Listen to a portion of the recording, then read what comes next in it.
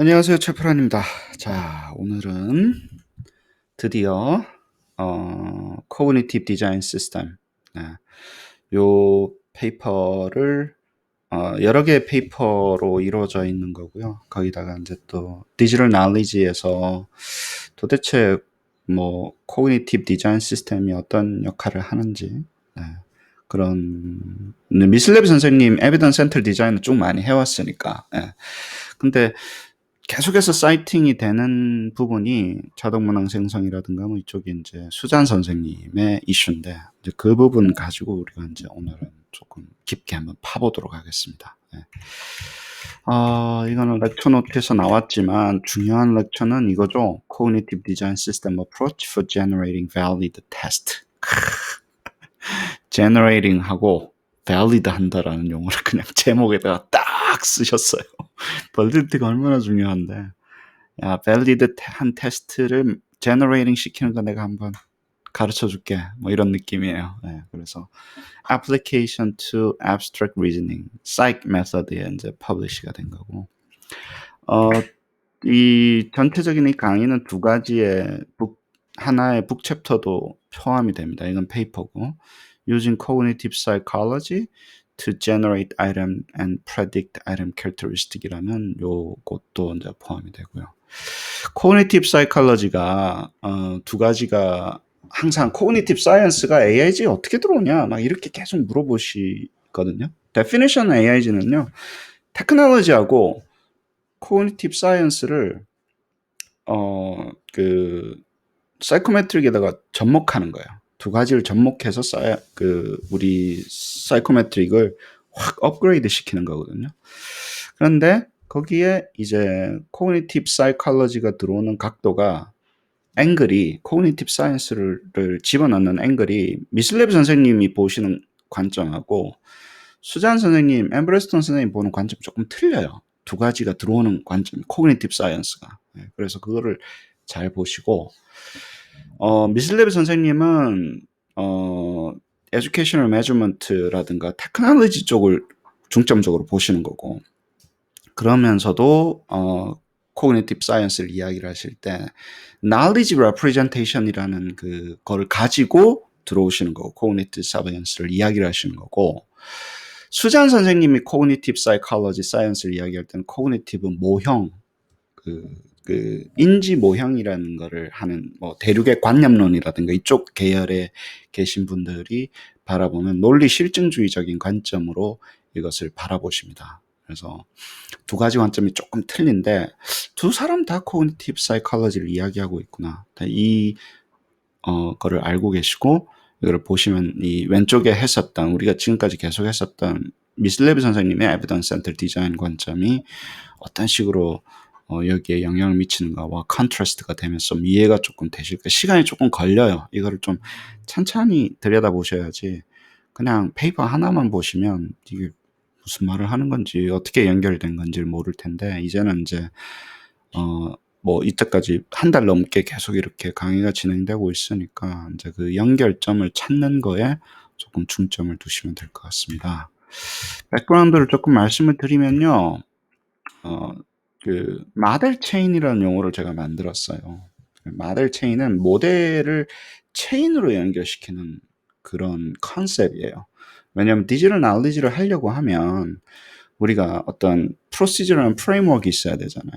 거기서 제가 만든 그 개념이긴 한데, 우리가 컴퓨터라이즈드 아이템 모델, 아이템 모델을 만들어가지고 문항을 생성하고 뭐 그거를 전산화시키는 거는 잘 이해가 돼요, 사람들이. 유형을 만들어가지고 그 유형을 같이 만든 다음에 그 유형을 베이스로 해서 문항을 생성하는 거다. 근데 이렇게 바라보시면 안 되고, 그러면 이 유형을 만드는 아이디어는 어디서 나오는 거냐라고 물어보셔야 되는 거예요. 그렇잖아요. 이렇게 보면요, 무슨 학원에서 그냥 유형에다가 숫자 바꾸는 게임이 돼버려요. 이렇게만 바라보면 AIG를. 그게 아니라 도대체 유형을 만드는 그 아이디어는 어디서 나오는 거지? 라고 바라보셔야 돼요. 그래서 그거를 볼 때 미슬레비 선생님은 우리가 도메인, 태스크 이런 식으로 해서 정리를 한다 그러는데, 수잔 엠버슨 선생님은 문항 모형에 들어가는 아이디어는 코그니티브 모형에서 오는 관점을 보시는 거예요. 인지 모형이라고 바깥에서 누가 개발해 놓은 거 있잖아요. 그거를 가지고 아이템 모델 속으로 들고 들어와서 문항을 생성한 다음에 그다음에 여기 끝나면 또 안 돼요. 문항 생성하고 끝나면요. 이게 또 무슨 뭐 이상하게 끝나요. 그게 아니라 우리가 결론적으로 하고자 하는 거는 이 모형 있죠. 이 모형을 칼리브레이팅 한다라는 용어를 쓰는데 합쳐진 거예요. 그 세 개의 모형이 체인처럼 연결되어 있는 이 상태 있죠. 이거를 Generative Cognitive Modeling이라고 합니다. 그래서 뭐 Generative Testing 이렇게 원래 쓰셨어요. 이 아이작 그 비자 선생님이.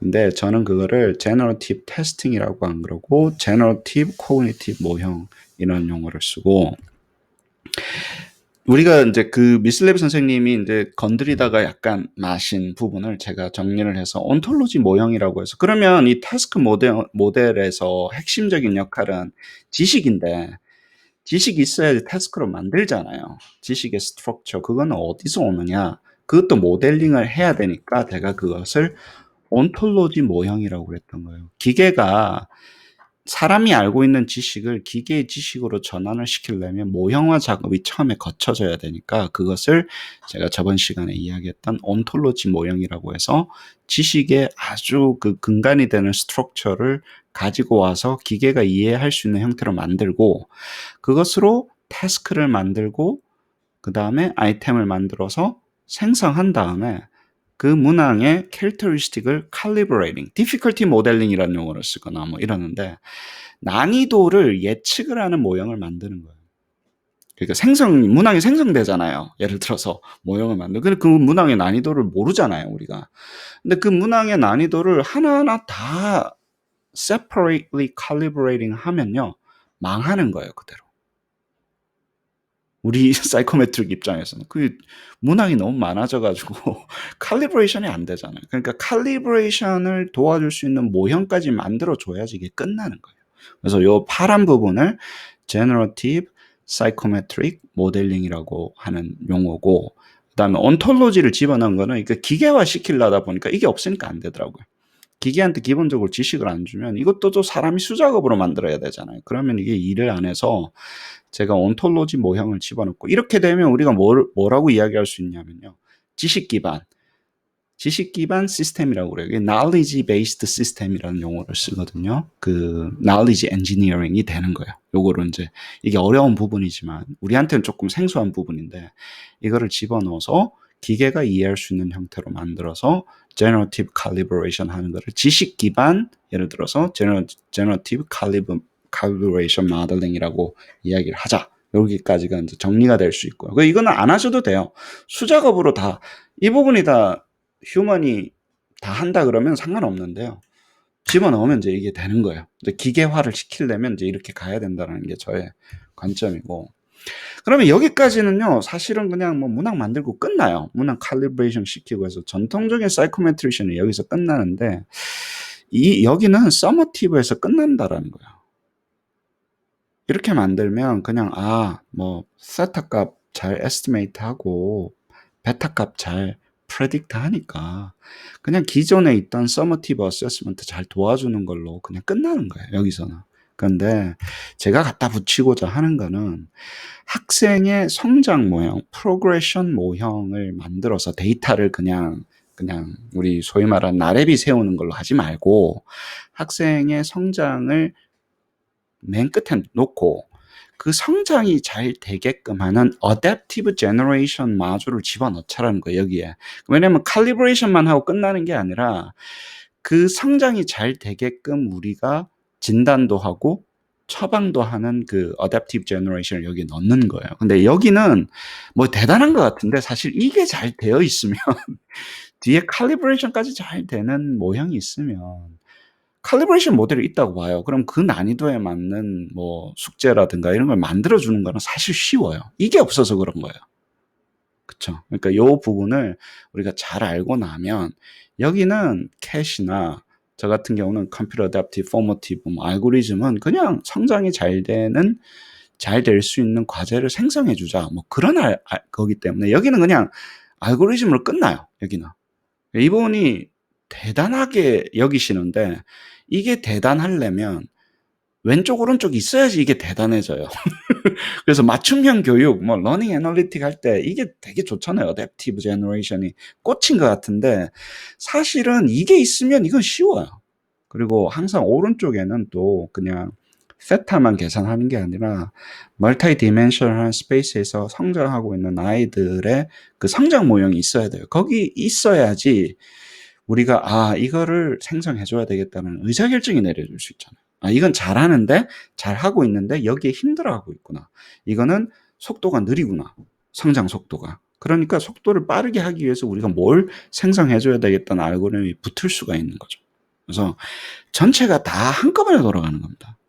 이게 잘 돼야지 돌아와서 다시 지식을 뭘 넣어줘야 될지 다시 돌고 계속 도는 거니까 여기서 요까지 만들 때는 룰 베이스예요. 데이터가 필요 없어요. 여기까지는.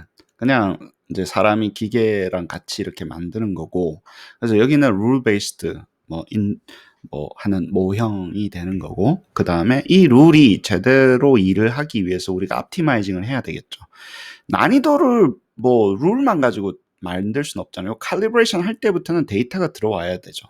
학생의 데이터가 들어오면 우리가 모형을 칼리브레이션 해가지고 이제 옵티마이제이션 되는 게 이제 데이터가 들어왔을 때 하는 오른쪽의 방법인 거예요. 그래서 룰을 가지고 모형을 만들고 생성 모형을 만들고 그것을 데이터로 옵티마이징 한다. 그런 컨셉으로 보시면 되는 거니까 오늘은 이 이야기를 계속 이렇게도 이야기하고 저렇게도 이야기하고 똑같은 이야기를 또 하고 있습니다. 근데 좀 지겨우셔도 왜냐하면 얘기를 해주면 나는 다른 분들이 알아들을 것 같은데 못 알아들으시더라고요. 같은 이야기를 또 못 알아듣고 그래서 계속 되풀이하는 수밖에 없으니까 저도 하면서 정리도 되고요. 오늘은 선생님이 요 부분을 하시는 거를 보여주는 거야. 요 이제 처음에 우리 시작했던 아이템 모델이 아니라 코그니티브 모델부터 시작해서 원앙을 만들어서 생성시킨 다음에 칼리브레이션까지 해주는 요 작업을 딱 끝내는데 아까 처음에 이야기했듯이 이걸 뭐라 그런다 그랬죠? 이것을 Generative Psychometric Model, Generative Testing이라 그래요. 제너러티브한 테스팅이라는 거예요. 모형을 만들어서 만드는 문항까지 만들어가지고 칼리브레이션 하는 요 알고리즘인데 그거를 컴퓨터로 바꾼 거를 뭐라 그런다? Automatic Item Generation이라 그러는 거예요. 그런데 제너레이션을 제가 빼버렸어요. 왜냐면 제너레이션 하면 자꾸 문항 생성하는 것만 바라보니까 너무너무 힘들어요. 문항 생성기가 아닌데 자꾸 사이코메트릭 모형인데 자꾸 문항 생성기라고 바라보셔서 제가 이름이 이쁘긴 이쁘지만 AIG가 항상 첫 시간 항상 그렇습니다. AIG는 제너레이션이 아니야. 제너레이션만 하고 끝나는 거 아니야. 그렇게 이야기하시고 수잔 엠브레스턴 선생님이 그래서 이 페이퍼를 이제 시작이 됩니다. 드라마가 시작이 되는데 1998 이 1998년도 이 페이퍼를 대부분의 분들이 AIG 하시는 분들이 여기에다가 사이팅을 AIG 할 때 수잔 엠브레스턴 1998 하고 이 페이퍼를 사이트 하세요. Generating Test Approach죠. 근데 AIG라는 용어 하나도 안 쓰십니다. 여기. 나중에 수잔 엠브레스턴 선생님도 AIG 조금 쓰시긴 쓰시지만 IRM 제너레이션 하는 거 아니야. 제너레이팅만 하기 위해서 하는 거 아니야라고 이야기를 하시고 수잔 엠브레스턴 선생님은 코그니티브 디자인 시스템이라고 딱 자기가 만들었다. 이렇게 만드는 거를 이렇게 밸리드한 시험을 만드는 것을 코그니티브 디자인 시스템이라고 부를래라고 하시는 거고 상당히 비슷하면서도 다른 관점으로 보시는 게 미슬레비 선생님의 Evidence Centered Design System인 거예요. 이게 두 개를 패러렐하게 보시면 돼요. 미슬레비 선생님도 코그니티브 사이언스에 대한 역할을 엄청 강조하십니다. 두 분이 같이 가시는 거예요. 같이 가는데 각자 다른 개념으로 조금 다르게 설명을 하신 거고 제가 봤을 때 엠브레스턴 선생님은 대륙의 합리론이라든가 논리 실증주의 영향을 받은 그 계열로 계속 가시는 거고 그렇죠. 그다음에 미슬레비 선생님 같은 경우에 약간 경험주의적인 evidence centered design이라는 얘기도 있죠. 예, 근거가 중심이 되는 그쪽이니까 아무래도 경험론 쪽에 조금 가까우신 것 같고, 세상을 바라보는 관점이 각자 다른 거죠. 각자 다른 거예요. 철학적인 관점이 영향을 미칩니다. 본인은 그거 지금 하고 있는 게 철학적인 사조에 어떻게 영향을 미치는지 말은 안 해도 그 선생님들이 읽으셨던 책이나 그 책을 가르쳤던 지도 교수님이나 다 영향을 받기 때문에 그 속에 있는 거예요. 그래서 이 앰브레슨 선생님은 논리 실증주의가 바로 그 이야기를 하시는 것 같아요. 그래서 그렇게 보시면 될 것 같습니다. 저는 또 조금 약간 다르게 보는 관점도 조금 있는데, 제가 이제 이해가 조금 되려 그래서 그 관점에서 보시고 시작을 이제 해보도록 하겠습니다.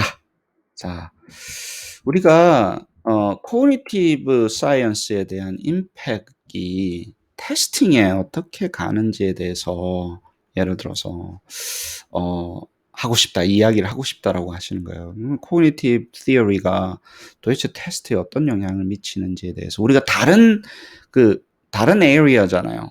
에듀케이션 매저먼트하고 코그니티브 사이언스하고는 완전히 다른 별나라 길이라고 보는 것 같은데 자기는 아니다라는 거죠. 이게 두 개가 아주 스트롱한 영향을 미치는 거고, 그것을 우리가 코그니티브 디자인 시스템이라는 걸 만들어 가지고 시험을 만들 때 코그니티브 티어리가 중앙에 딱 박혀 가지고 만드는 시험을 내가 한번 보여줄게요. 시험을 만들 때 코그니티브 티어리를 진짜 그거를 근간으로 해서 시험을 만드는 그런 걸 한번 보여주고, 그거를 나는 코그니티브 디자인 시스템이라고 부르겠다라고 이야기를 하십니다. 그렇죠? 그다음에 이제 아까도 이야기했지만 이걸 만든 이유는 코그니티브 사이언스하고 테스팅하고의 incompatibility가 있는 거를 좀 resolve 하고 싶다라는 거예요. 자기는 두 개의 왜냐면 이제 psychology background이시잖아요, 앰브레슨 선생님은. 예. 근데 테스팅 쪽으로 와가지고 휘젓는 거예요. 니네들 시험 그냥 앉아가 주먹국으로 선생님들 모아놓고 만들지, 아우 정말 제대로 만드는 거 내가 좀 보여줄게. 그렇게 사람들 모아서 호텔방에 가둬놓고 그냥 이렇게 만드셔야 됩니다. 이러고 아이템 라이팅 워크숍 한 몇 시간 하고 만들어가지고는 죽도 밥도 아니야. 사실은 이게 엄청난 이야기예요. 그래서 에듀케이션 매저먼트 저널이 아니라 사이크 메서드에 퍼블리시가 돼 있는데 왜 테스트를 계속 이야기를 하시는 거예요. 그래서 테스팅이라고 하면 이제 아무래도 에듀케이셔널 테스트를 이야기를 하니까 그거를 한번 보여주겠다 그러면서 시작을 한 거고, 그거는 이제 컨셉추얼하고 프로시저럴 프레임워크로 이루어져 있다, 이 시스템은. 그렇게 이야기하시고, 일러스트레이션을 하기 위해서 abstract reasoning 되는 우리 지능 검사 같은 거 있죠. 그림을 보면서 이렇게 하는 걸 가지고 하고, 카펜터 선생님의 어떤 프로세싱 티어리를 근간으로 한 이런 코그니티브 티어리, 아까도 얘기했지만 이런 코그니티브 프로세싱 티어리라고 하는 코그니티브 티어리를 가지고 abstract reasoning 테스트를 만드는 방법을 illustrate 하겠다라는 거예요. 자기가 만든 요 cognitive design system이라는 프로세스를 가지고. 그렇게 보시면서 이게 진단시험 나중에 인지진단하고 어떻게 연관이 되고 하는 게 다 여기서 상당한 이야기가 나옵니다. 그리고 선생님이 이제 옛날에 이 페이퍼 읽기 전에도 쓰셨는데, 선생님은 이제 construct representation이라는 용어를 많이 쓰는데, 이게 construct representation, construct validity가 우리 미슬레비 선생님 이야기하시는 knowledge representation 있죠. 지식의 표상이 잘 되는 것. 내가 알고 있는 걸 표상시켜야 되잖아요. 학생들이 뭘 알아야 되는지에 대해서 표상하고, 학생들이 implicit하게 알고 있는 것 있잖아요. 암묵지라 그러죠. implicit한 knowledge를 explicit한 knowledge 형태로 바꾸는 게 어세스먼트잖아요, 사실은. 그렇잖아요. 숫자로 바꾸잖아요. 그럼 막 보이는데 그것이 잘 represent 되는 것들에 대한 이슈를 보여주면서, 자, construct validity가 support 된다는 얘기는요, 이게 valid 하다는 얘기예요. 이렇게 해야지 valid 하다는 이야기를 하시는 겁니다. 그럼 이렇게 안 하면요, validity 니네들 어떻게 확보할 건데? 라는 이야기하고 똑같아요, 사실은. 그냥 이게 아이템 많이 만들어가지고 무슨 아이템 뱅크 만드는 거라고 이야기하시지 말고 validity를 건드리기 시작하셨다라는 거예요. 우리 쪽으로 와가지고. 이렇게 만드는 게 valid한 거야라고 이야기하시는 거고 저는 같은 느낌이에요. 이걸 이야기하실 때는. 그러면 이렇게 안 만드는 시스템에 대해서 까지는 않으세요. 근데 이게 어떻게 정말 validity가 support가 되는 건지 보여주겠다라는 거예요. 그러면서 이게 어마무시한 이야기가 되는 거예요. 그러지 않는 프로세스들은, 그렇지 않게 만드는 것들은 validity에 대해서 questioning 한다라는 이야기를 간접적으로 하십니다, 사실은. 그래서 그거를 좀 알고 계시고, introduction으로 아까 했던 거는 abstract만 해도 어마어마하죠, 사실은. 그렇죠? 이제 abstract 끝났습니다. 20분 지났는데. 자, developing test from cognitive theory 하는 거고, 이렇게 intriguing possibility가 있었다. 요 두 가지 분야에서. 그리고 이제 미슬레비 선생님의, 엠브레스 선생님이 1985년도부터 난 이 얘기 해왔다. cognitive theory를 가지고 만드는 것도 이야기했고, 미슬레비도 1993년도부터 이야기 하더라. 예를 들어서 두 분이 양대산맥이잖아요, 사실은. Educational Measurement에 Cognitive Psychology가 들어와야 된다고 이미 이야기하셨는데 나는 1985년부터 계속 얘기해 왔어. 네, 그렇게 이야기하시면서 이제 시작을 합니다. 그 다음에 이제 Contemporary Cognitive Psychology에서는 많이 Psychological Method을 많이 써왔고 Ability Test 아이템이 특히 이제 Complex Problem Solving Task를 할 때 이런 것들이 많이 Cognitive Theory가 많이 사용되어져 왔다. 그렇게 하고 그 다음에 근데 이제 이렇게 많이 했는데 이게 사실 실제적으로 많이 이렇게 그 테스트 디벨롭먼트에서는 그러니까 Cognitive Theory를 스터디할 때는 이런 것들이 사용이 됐는데 테스트 만들 때는 안 쓰더라. 그렇게 이 실험 연구할 때는 쓰는데 일반 테스트할 때는 안 쓰더라. 그래서 내가 조금 테스트를 디벨롭할 때 Cognitive Theory를 사용해서 만드는 걸 해주겠다는 이야기로 계속해서 이야기를 하고 계십니다. 근데 이제 이렇게 하시고 그다음에 Real Potential Cognitive Theory는 예를 들어서 테스트 디자인에서 정말 있을 수 있는데 useful 할 수 있는데 그게 자꾸 missing 되고 있다. 그래서 테스트 디자인의 Cognitive Theory가 되는 것을 하려고 하면 예를 들어서 어떻게 해야 되는지에서 알려주겠다고 하면서 자 Cognitive Theory를 Psychology Research를 가져오면요. 여러 가지 보너스가 있는데 예를 들어 디자인 할 때 시험 설계할 때 가져오면 되는데요. Justifiable Operational Definition 하기에 좋다라는 거예요. 왜냐면 Construct Measurement 할 때 Operational Definition을 Justify를 해야 되는데 그게 Cognitive Psychology Research를 근간으로 해서 하면 좋고 그쵸? 그 다음에 또 좋은 거는요. 그 Description of Task Stimulus Property를 잘 인테일하기에, 디테일링하기에 그 Cognitive Psychology Research가 좋다라는 거예요. 왜냐하면 우리가 어떤 과제를 시험을 스티뮬러스라고 볼 수 있는 거 아니에요. 그걸 가지고 스티뮬러스를 시험 문제를 푼 거를 리스폰스로 바라봐서 우리가 분석을 하는 건데 그럼 그 스티뮬러스에 대한 디스크립션을 잘 정의를 해야 되잖아요. 그거 할 때 Cognitive Psychology Research가 사용이 되고 그 다음에 자 아이템 스티뮬러스 그러니까 문항에 어떤 자극 스티뮬러스의 프로퍼티가 있을 거 아니에요. 뭐 이렇게 되고 문항의 자극이 뭐 많이 읽어야 된다거나 아니면 thought process를 써야 된다거나 이런 것들이 cognitive process에 어떻게 영향을 미치는지 내가 실험 설계를 했을 때 cognitive process의 working memory라든가 예를 들어서 이제 그런 cognitive process에 어떻게 영향을 미치는 건지에 대해서 한번 연구해 볼 수도. 왜냐면 이게요. cognitive process에 working memory에 burden을 준다거나 뭐 이러면 문항 풀기가 힘든 거예요. 이거 수행을 하기가 그렇잖아요. 근데 그거를 우리가 시험의 아이템 스티뮬러스의 프로퍼티로 조절을 하잖아요. 원래는 조절을 해서 만들어야 되는데 그렇지 않도록 만들어 놓고 우리가 이게 그냥 난이도가 얼마나 되나 P-밸류만 이런 걸 봤던 게 아니라 실험 설계하듯이 만들 수 있다는 거예요. 시험을. Cognitive Theory를 근간으로 하면 실험 설계하듯이 experimental research 하듯이 문항을 만들고 그 문항을 가지고 그리고 특히 그렇게 만들면 그런 것들을 막 여러 가지 이렇게 조합을 하게 되면 cognitive process에 어떻게 영향을 미치는지 연구할 수 있지 않냐 이렇게 바라보시는 거죠. 네, 그렇습니다. 저 같은 경우도 뭐 똑같이 이야기합니다. 예를 들어서 뭐 저번에도 뭐 계속 드리는 말씀이지만 아이템이나 태스크, 스티뮬러스로 보면 리스폰스 데이터가 들어오죠. 그쵸? 그러면 우리가 지금까지는 이것만 봤다라는 거예요.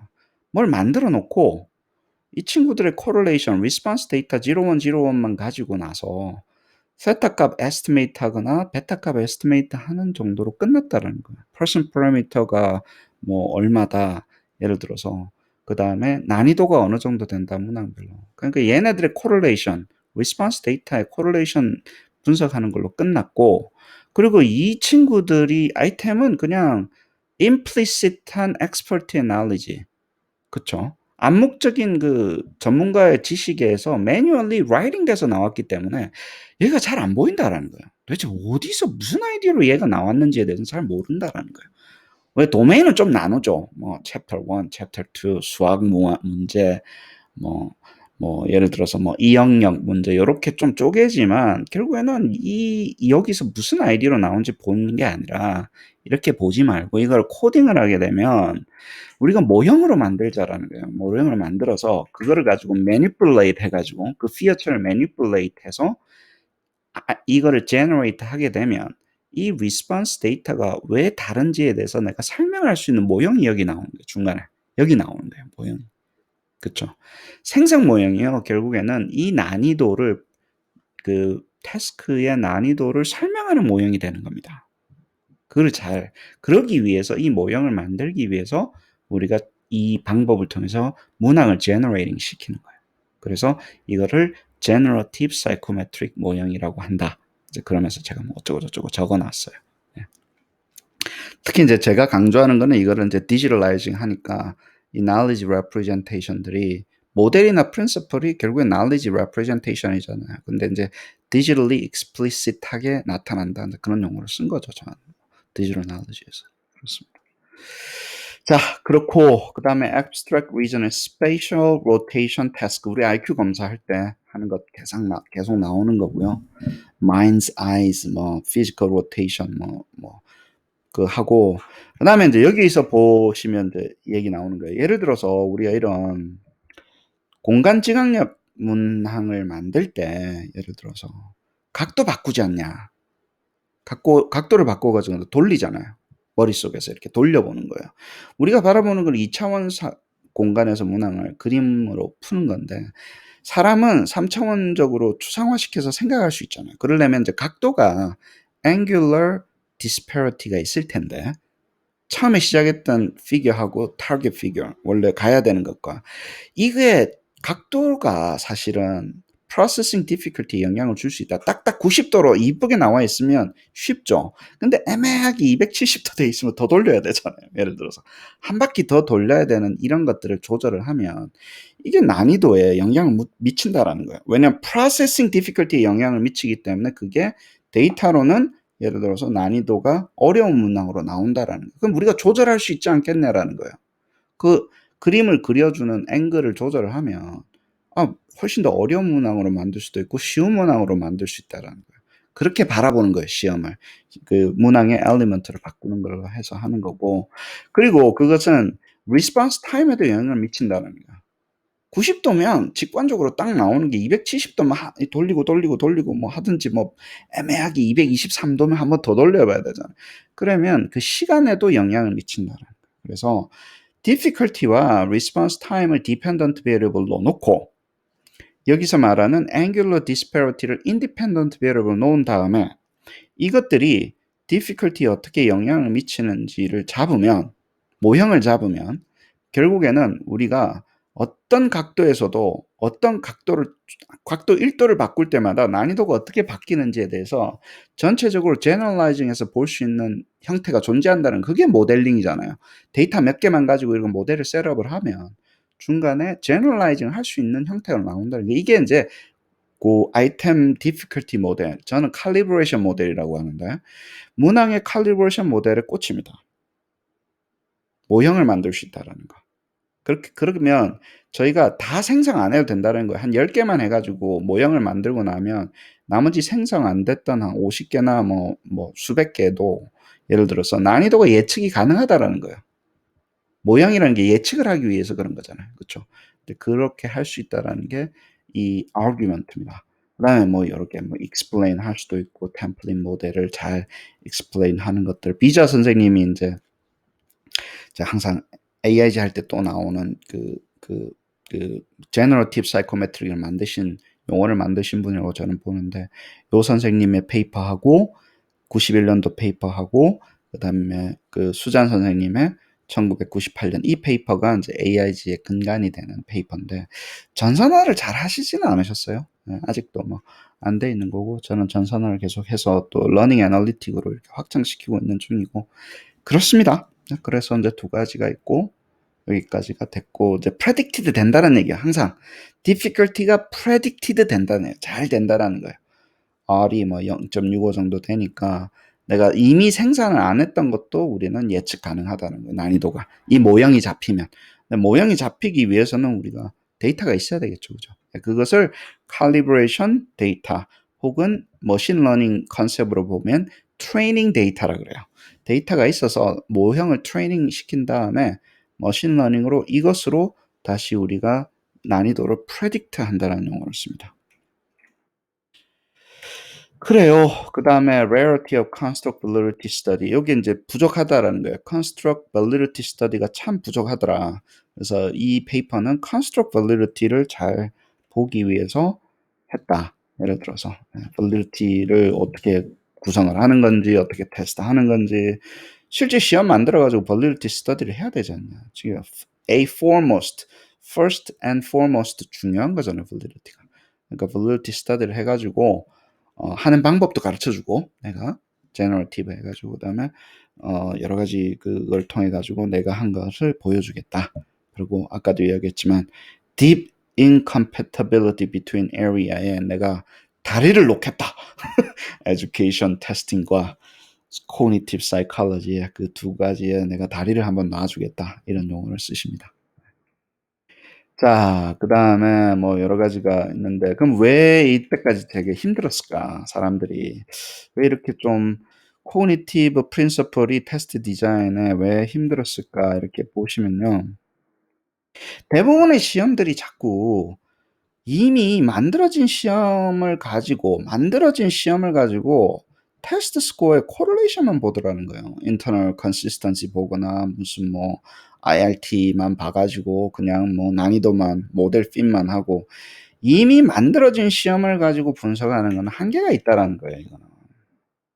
시험을 이미 만들어 놓고 그 테스트가 코릴레이션이 뭐 하이하다는 얘기는 그거는 좋은 시험이라고 이야기하는 데는 한계가 있다라는 거예요. 근데 이 이야기는 뭐 여러 가지 선생님들이 많이 하셨으니까 이런 식으로 해서는 우리가 볼 수 있는 게 한계가 있다. 두 번째는 예를 들어서 그래서 이제 이걸 하기 위해서 스트롱 프로그램이라는 그 크롬박 선생님이 1955년도에 스트롱 프로그램이라고 하는데 이제 AIG 하시는 분들은 스트롱 티어리라고 이야기를 해요.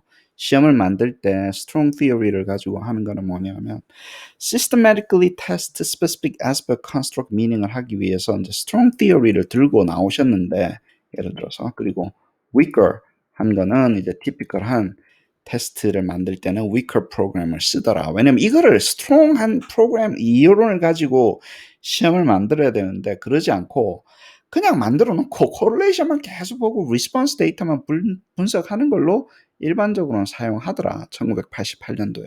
여기서 validity에 문제가 생기니까 예를 들어서 하고 그리고 weaker 프로그램 하고 있는 니네들은 intercorrelation만 자꾸 보는데 예를 들어서 그거는 initial hypothesis하고는 상관이 없는 거야. 왜냐면 데이터가 막 highly correlated 돼 있으면 나쁜 애들끼리 친하게 어울릴 수 있잖아요. 나쁜 애들끼리 친하게 어울릴 수 있잖아요. 친하다고 해서 걔네들이 좋은 애들이 아니잖아요. 착한 애가 돼야 되는데 나쁜 애들끼리도 친할 수 있다라는 거예요. 그 인터코릴레이션 봐봤자 크롬박 알파 엄청나게 좋은데 인터널 컨시스턴시가 높은 거지. 그 걔네들끼리 나쁜 애들 쓸 수도 있다라는 거죠. 그 이야기를 계속해서 하십니다. 그래서 뭐 fully meaning of score에 대해서는 empirical result가 예를 들어서 해주는 거고 strong role of designing study가 cognitive psychology에서 와야 된다는 거예요. cognitive psychology는 만들 때 일을 한다라는 거예요. 이론적인 걸 들고 들어와서 만든다라는 거예요. 그러다 보니까 여기 인터코렐레이션 보고 뭐 이런 것만으로는 단점을 극복할 수 있다라고 이야기를 하는 거고, 그다음에 task의 컨디션이 여기 explicitly manipulate 돼 있다는 용어를 씁니다. 그러니까 explicit representation하고 똑같아요. knowledge representation 할 때. 아니 도대체 그런 과제가 왜 과제가 어렵고 쉽고 해야 되는지가 이론을 가지고 만들었기 때문에 그게 명시적으로 보인다라는 거예요. 그리고 그거를 보일 뿐만이 아니라 명시적인 요소를 조합을 해서 과제를 만들잖아요. cognitive psychology 그렇게 만드니까 얘네들하고는 strong 프로그램에 맞지 얘네들의 weaker 프로그램의 validity하고는 이거는 뭐 안 된다 이렇게 보시는 거예요. 그렇기 때문에 valid 하다라는 용어를 쓰십니다. 이렇게 하기 때문에 cognitive. 근데 크론박 알파 선생님도 이야기는 하셨어요. strong 프로그램이 있어야 된다.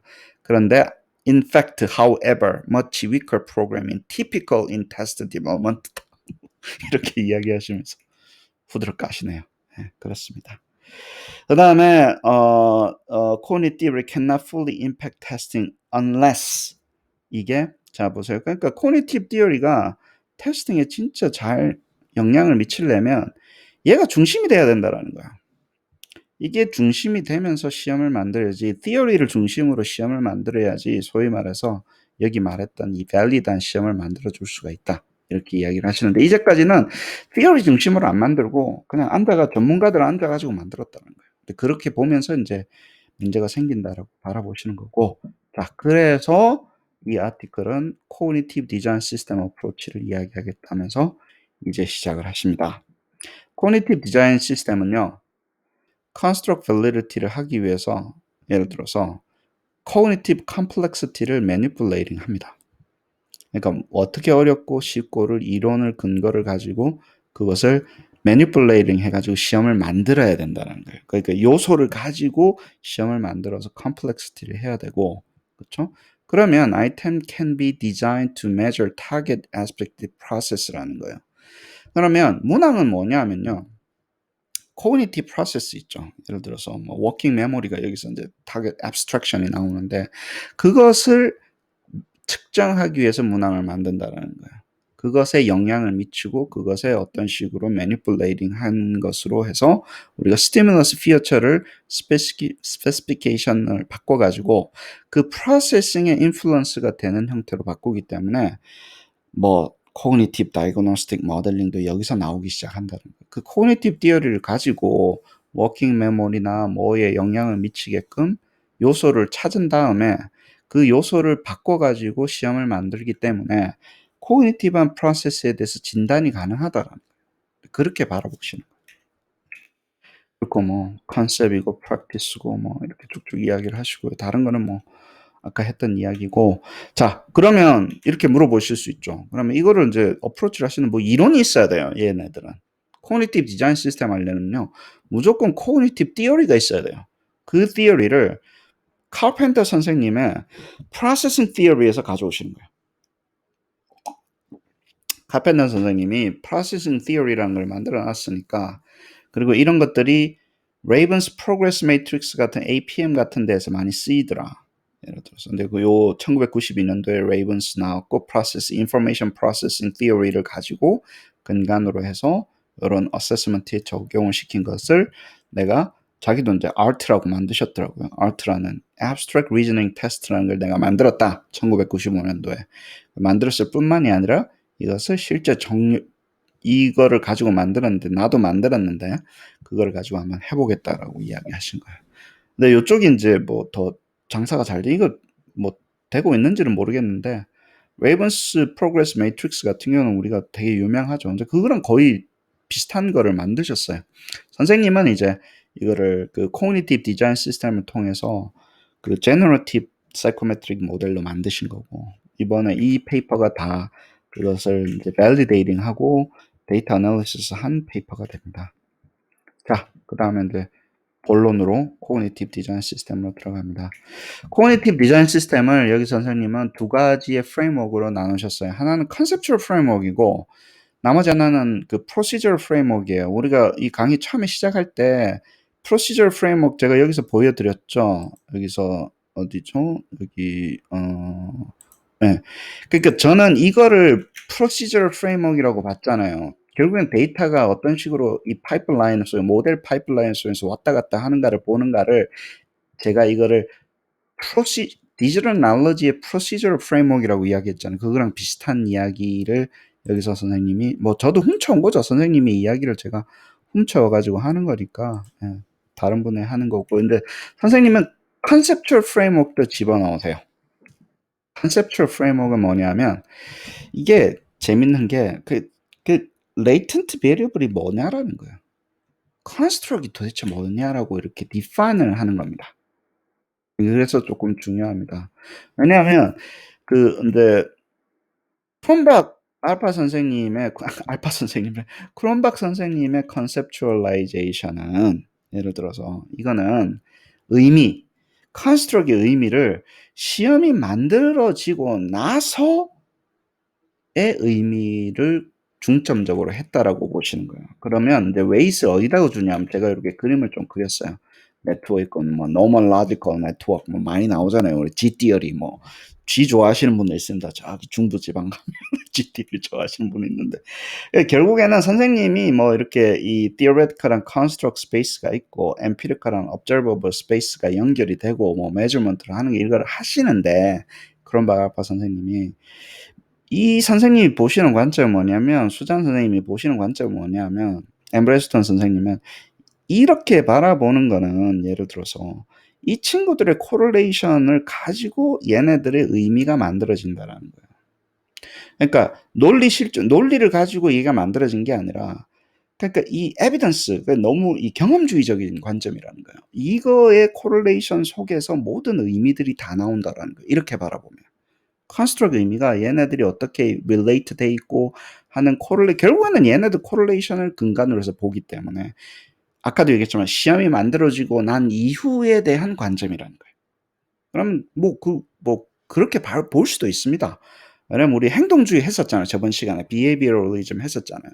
그러니까 이게 과제 속에서 뭔가 의미가 있는 거다. 우리가 아이들이 알고 모르고 과제를 잘 만드는 거다고 이야기를 하시는 건데 이게 nomological network, 크롬박 알파 선생님이 바라보는 세상을 바라보는 관점이라는 거예요.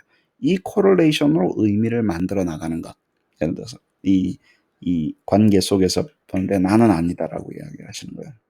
이렇게 바라보면 이것이 문제가 생긴다라는 거예요. 의미의 문제가 생긴다라는 거예요. 그 confounded the meaning of construct with its significance. meaning이라는 거는 significance가 있고 operational definition이 있고 meaning이 있고 significance가 있는데 두 개가 다른 건데 이게 두 개가 의미와 그 significance가 같이 간다라는 거예요. 예를 들어서. 근데 그렇게 이 크롬박 알파 선생님이 자꾸 크롬박 선생님의 이 나멀러지컬한 네트워크가 가지는 거에 대한 뭐라 그래야 되나 좀 리미테이션에 대해서 이렇게 이야기하시는 것들이 있다. 예를 들어서 그렇게 이야기를 하시고 자, 예를 들어서 결론적으로 여기서는 나멀러지컬한 네트워크에서는 의미라는 거는 의미 그 시멘틱이라고 그러죠. 그죠? 의미는 사실은 시그니피컨스와 독립적으로 존재할 수 없다라는 거예요. 이 세타가 왜 중요하냐는 예를 들어서 왜 중요한가라는 거는요. 예를 들어서 이게 뭐냐와 왜 중요한가가 구분이 안 된다라는 거예요. 코릴레이션으로만 우리가 이걸 바라보면 세타라는 그 컨스트럭 자체가 예를 들어서 그렇게 바라보시면 이거 세퍼레이트 할 필요가 있지 않냐라고 바라보시는 거예요. 결국에는 아까 여기 나오죠. 패러다임이라고 하는데 펑셔널 리스트 기능주의적 관점인데 파지티비스틱 필로소피에 근간을 하고 있다라는 거예요. 여기가 traditional construct validation이. 그쵸. 그러니까 이렇게 바라보기 때문에 우리가 그 의미를 significance랑 분류가 안 되고 그 다음에 construct meaning이 not been incorporated validation process라는 거예요. 왜냐면 significance하고 meaning하고 구분이 안 되기 때문에 이렇게 돼버리면 예를 들어 이게 중요한 게 예를 들어서 뚱뚱한 게 중요하다 이렇게 얘기 돼버리면 밸리데이션 어떻게 하냐라는 거예요. 데이터만 가지고 밸리데이션 할 수밖에 없다는 거예요. 아까도 이야기했지만 나쁜 애들끼리 친할 수 있잖아요. 나쁜 애들끼리 친할 수 있잖아요. 근데 친한 게 좋은 거잖아요. 데이터 코릴레이션만 보면 highly correlate 돼 있는 게 좋은 문항이잖아요. 예를 들어서. 그러면 이게 validation 어떻게 하냐라는 거예요. 원래 이게 이론도 없이 empirical evidence로만 보는 데는 한계가 있다라는 거예요. 그래서 보는 게 it is not clear how to variable impact on psychometric property. 그러니까 우리가 텍서노미컬한 variable들이 있는데 예를 들어서 여러 가지 요소들이 있는데 그 요소들이 시험의 난이도에 미치는 영향에 대해서는 분석할 수가 없다라는 거예요. 그러니까 이 분야의 난이도는 얼마다는 되지만 그 난이도의 요소들이 문항의 시험의 요소들이 난이도에 미치는 영향에 대해서는 분석할 수가 없다라는 거예요. 어떤 영향을 미치는지나 예를 들어서 이제 그렇게 보니까 new construct 그래서 새로운 관점을 내가 제시하겠다 이러면서 어떻게 보시냐면요. information processing paradigm으로 바꾸자라는 거예요. 예. 그다음에 neo rationalist philosophy를 하게 되면 construct meaning이 empirical support에 less dependent 되는 correlation만 가지고 construct meaning을 안 잡을 수도 있다는 거예요. 이렇게 보면 정보 처리 관점에서 보면 예를 들어서 그렇게 되면 이게 뭐지?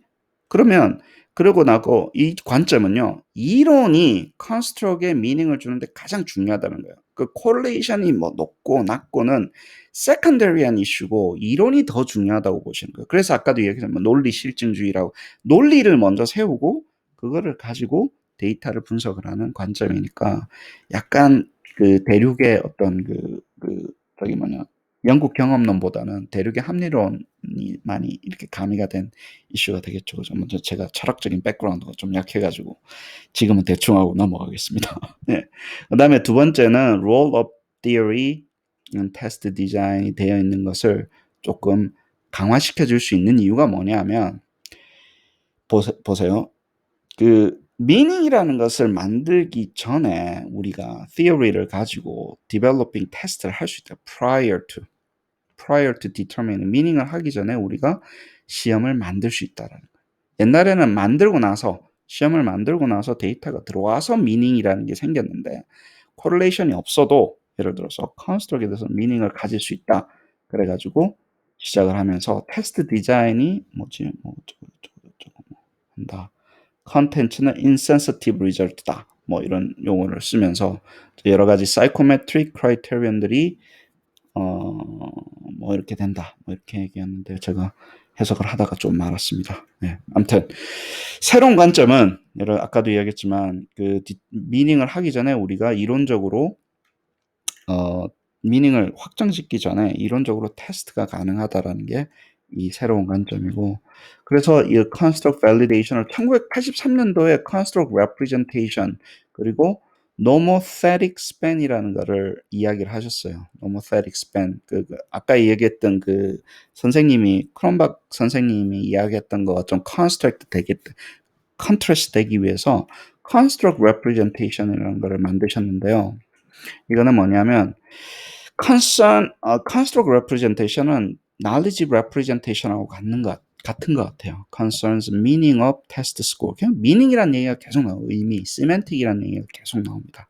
그 다음에 이건 construct meaning이라는 것은 결국에는 사람이 이 문항을 하기 위해서 필요한 process라든가 strategy라든가 knowledge가 뭔지에 대해서 elaborated가 된다는 거예요. 그러니까 문항을 풀기 전에 무슨 머리를 써야 돼? 어떤 전략을 써야 돼? 그리고 어떤 지식이 있어야 되는지에 대한 understanding을 가지고 construct meaning을 잡는다는 거예요. 그러려면 이론이 있어야 되겠죠. 그렇죠?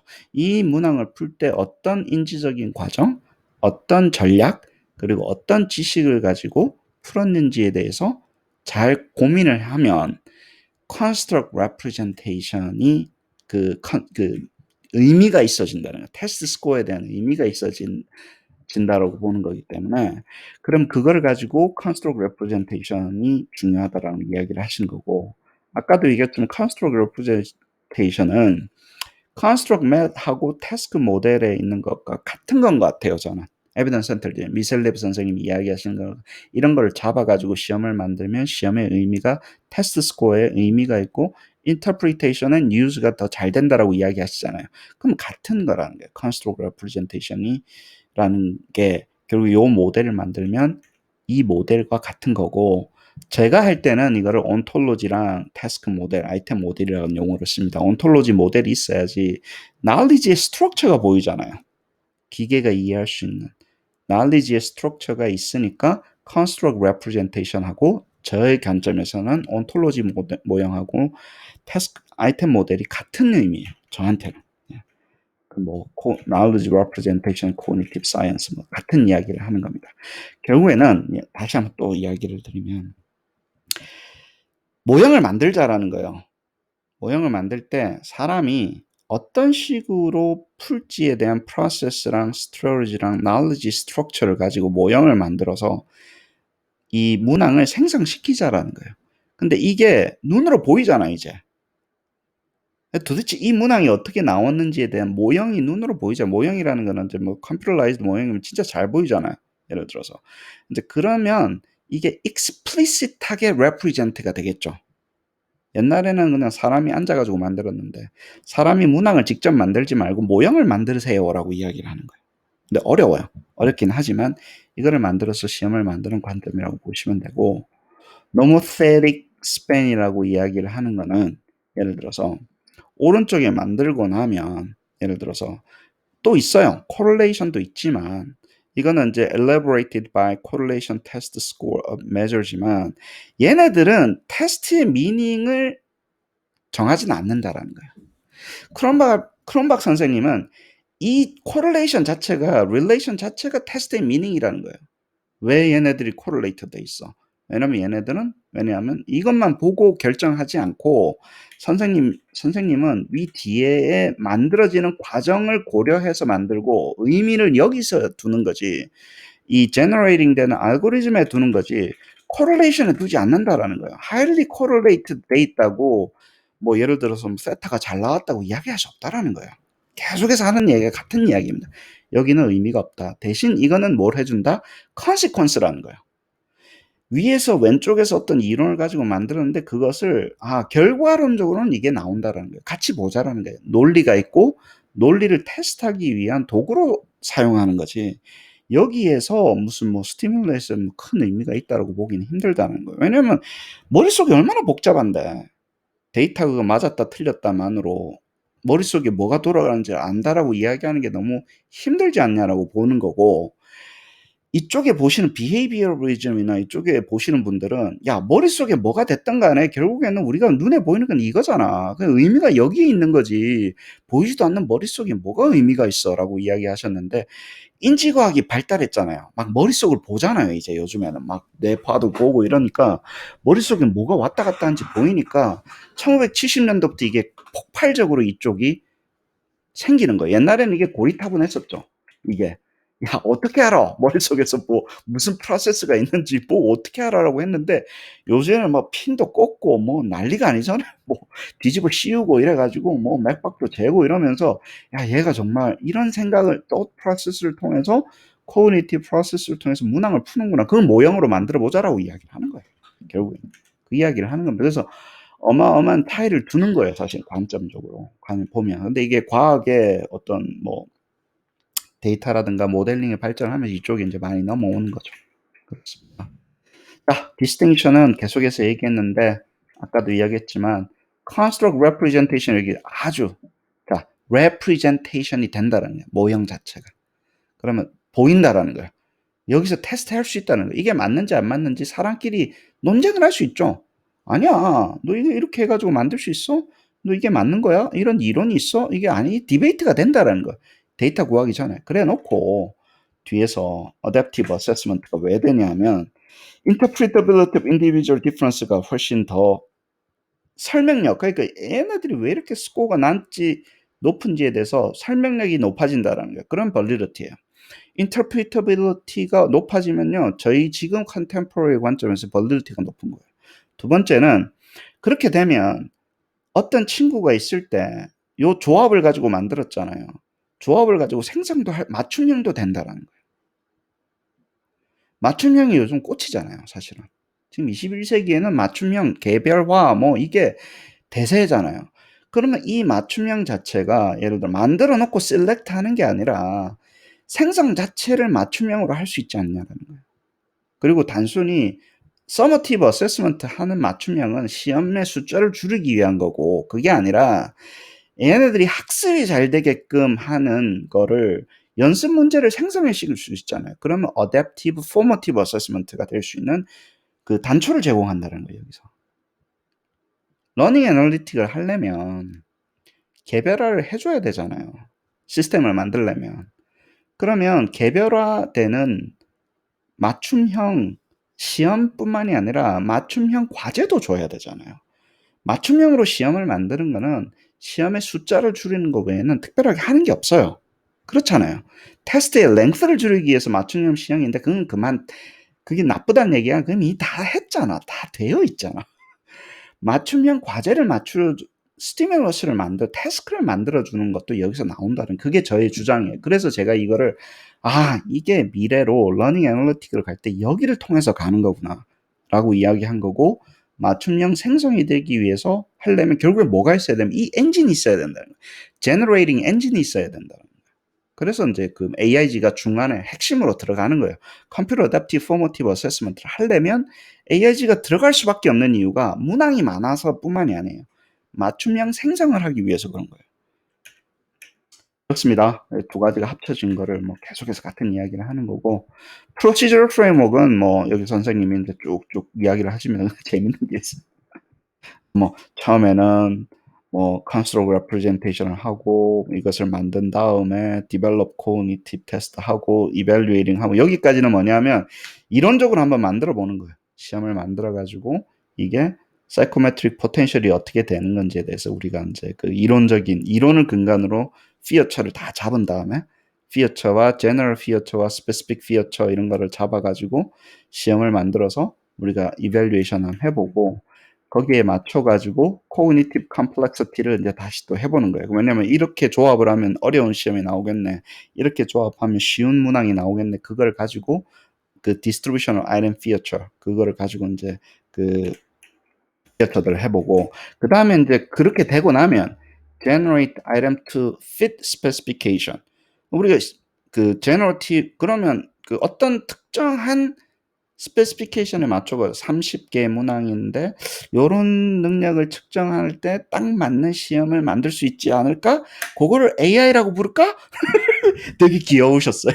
이거를 AI라고 할까?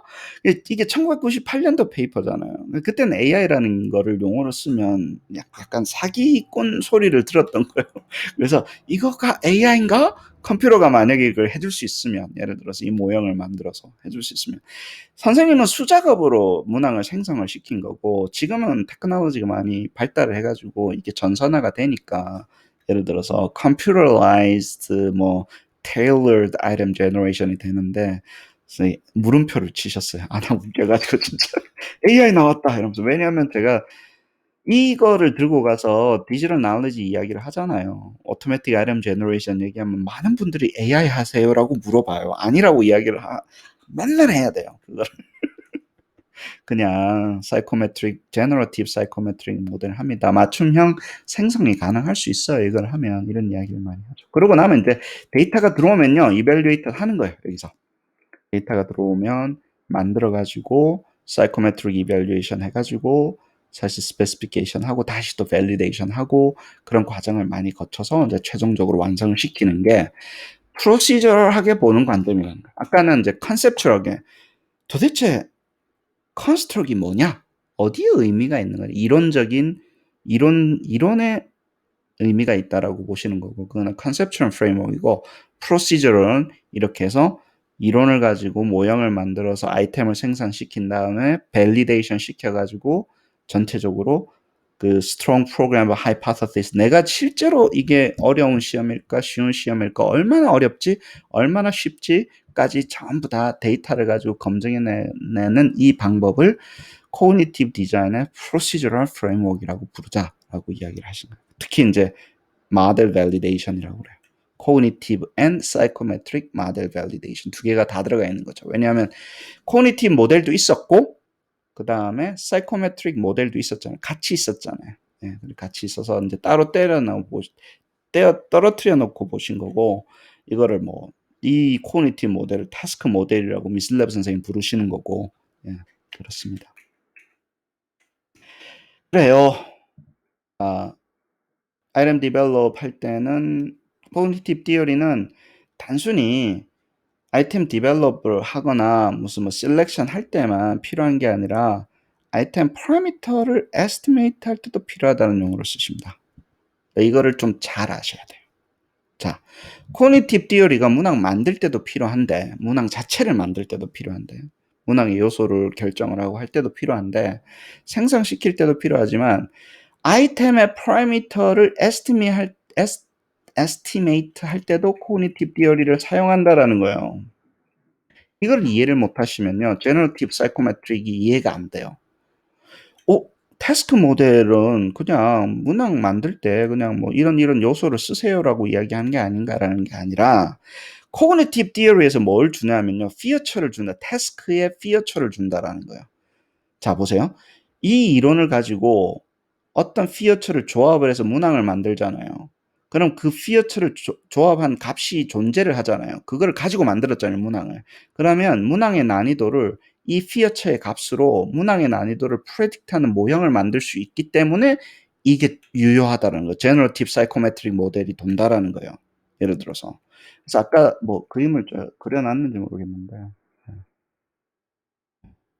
맞습니다. 아무튼 그 얘기가 계속 나옵니다. 그래서 그러면 무슨 이야기냐면요. 여기를 이 부분을 이야기하셔야지 코그니티브 모델을 통해서 피어처가 나왔고 이 피어처를 가지고 예를 들어서 이 피어처들이 프로세스에 영향을 미치고 예를 들어서 그 다음에 영향을 미쳤기 때문에 문항이 어려워졌고 문항이 어려워진 거를 그러면 결국에는 이 피어처들이 설명할 수 있는 모형이 나오는 거를 difficulty 모델, calibration 모델이라고 그래요. 그 두 번째 이제 통계적인 모형이 나오는 거예요. 예를 들어서 그 부분에 대해서 이야기를 하는데 나중에 충분히 나와 있으니까 내용이 example로 나와 있으니까 거기서 또 다시 설명을 드리도록 하겠습니다. 제가 봤을 때는요. 이걸 따로 보지 말고 저는 그렇게 봐요. 스트롱 디어리 있죠. 이거를 약간 cognitive process centered assessment로 보면 어떨까 보는 거예요. weak theory는 저희가 지금 하고 있는 거는요. 약간 knowledge acquisition centered assessment로 봤으면 싶은 거예요. 저는. 왜 그러냐면 저희가 cognitive theory 나중에 이거 조금 약간 이야기하겠지만 cognitive theory를 너무 강조해서 시험을 만들면요. 시험 만들 게 별 게 없어요. 우리는 K-12에서 만드는 거는 knowledge acquisition이 중요하잖아요. 그래서 이 두 개가 접목이 되는 건데 저는 이게 왜 두 개가 다 중요하다고 생각을 하냐면요. 선생님이 여기서 이야기를 하셨어요. 여기서 뭐 야, knowledge structure도 중요하지 않냐, knowledge structure도 중요하지 않냐라고 이야기하셨지만 저는 어떻게 보냐면요. Fluid Crystal Intelligence라든가 Brick and Mortars for the House of Knowledge라는 용어를 썼는데 이게 없구나 지금 어날로지가. 이게 어떻게 보냐면요. 사람의 지식의 체계는 두 가지로 나눠지는 것 같은데 합쳐졌다고 보는 거예요. knowledge도 필요하고요. acquired knowledge도 있고 머리가 좋은 애들도 있잖아요. 그 문항 풀 때 이게 같이 있잖아요. 예를 들어서 우리 diagnostic assessment 할 때 domain knowledge랑 그 content knowledge하고 cognitive ability하고 분리하는 그 관점들이 있잖아요. 예를 들어서 이제 그렇게 우리가 시험을 바라보는 관점으로 우리가 strong theory랑 weak theory를 봐야 되지 않냐라고 저는 생각을 하는 거죠. 네. 그렇습니다. 이건 나중에 제가 조금 다시 한번 또 정리를 하고요. 선생님 다시 이야기로 돌아와서 코그니티브 모델의 중요성은 뭐냐 하면 이렇게 코그니티브 모델은 첫 번째 프로세싱 피어처가 우리가 스페시파이드 된다라는 거예요. 코그니티브 모델을 통해서 이게 없으면 도대체 무슨 생각으로 무슨 능력으로 코그니티브 프로세스를 이걸 푸는 거지 이 문항을 알 수가 힘들다라는 거예요. 근데 코그니티브 모델을 근간으로 하면 얘는 예를 들어 abstraction을 쓰는 거야. 추상화를 쓰는 거야. 예를 들어서 혹은 무슨 패턴 레코그니션을 쓰는 거야. 예를 들어서 뭐 이런 것들에 대해서 피어처가 잡힌다라는 거고요. 그 다음에 이 스티뮬러스 피어처, 우리가 그걸 조합을 해서 만들잖아요. 그 조합들이 결국에는 프로세싱에 어떤 식으로 영향을 미치는 건지, 그리고 scores for the stimulus feature가 그 cognitive process에 어떻게 영향이 되는지에 대해서, 예를 들어서 그 cognitive 모델을 operationalizing 하면서 그 링크를 가질 수 있다라고 이야기를 하시는 거고, cognitive 모델의 combining이 target measurement goal과 combining 된다. 뭐 이렇게 이야기하시는 거고, 나머지는 item specification이 item stimulus property와 이렇게 디테일하는 뭐 relative representation이 되기 때문이다라고 이야기를 하시는 거죠. 이런 뭐 또 cognitive 모델의 중요성에 대해서 이야기를 많이 하십니다. 그 다음에 stimulus property가 difficulty 어떻게 target process의 difficulty 어떻게 영향을 미치고 어떻게 manipulated 되는지에 대해서 우리가 연구할 수 있다. 이건 아까부터 계속 이야기한 거고, 그 다음에 construct, 제일 중요한 거, construct validity가 elaborated 된다라는 거예요. 왜냐하면 이해할 수 있잖아요, 우리가. 이거를 도대체 이 knowledge라는 게 우리가 측정하고자 하는 게 어떤 프로세스의 메커니즘, 어떤 strategy, 그 다음에 어떤 knowledge structure를 가지고 있는지에 대한 이해가 높아지잖아요. 이 모형을 근간으로 시험을 만들면. 그렇기 때문에 construct validity가 enhanced 된다, elaborated 된다라는 용어를 쓰십니다. 뭐 validity가 제일 중요하니까 엄청나게 중요한 이야기죠. 그 다음에 cognitive 모델하고 measurement 모델이 합쳐지는 것이 예를 들어서 generative psychometric 모델이라고 저는 이제 이야기를 하는 거고, 왜냐하면요, 보세요. measurement 모델은 그냥 데이터 IRT 같은 거잖아요. 근데 여기는 우리 생성 모형하고 측정 모형이 같이 합쳐지는 거예요. 미슬레비 선생님 이걸 뭐라고 불러야 되나? measurement라고 부를 수 없다라고 이야기를 하셨고, 그 수잔 선생님이 이거 코그니티브 IRT 모델이라고 부르자 뭐 이렇게 이야기를 하셨어요. 근데 저는 그냥 제너러티브 사이코메트릭 모델이라고 부릅니다. 왜냐면 하나를 더 붙인 거예요. 제너러티브한 모형도 합쳐져 있는 형태로 부르는 거고, 그렇습니다. 아까도 계속 이야기하는데 processing on item difficulty, feature가 process에 영향을 미치고 process가 결국에는 process의 burden이 item difficulty나 response time에 영향을 미친다라는 그 relationship이 보인다라는 거고, 저는 그것을 generative psychometric modeling framework이라고 그러고, 이게 일반적인 IRT 모델하고 어떤 차이가 있는지에 대해서 계속 강조를 하십니다.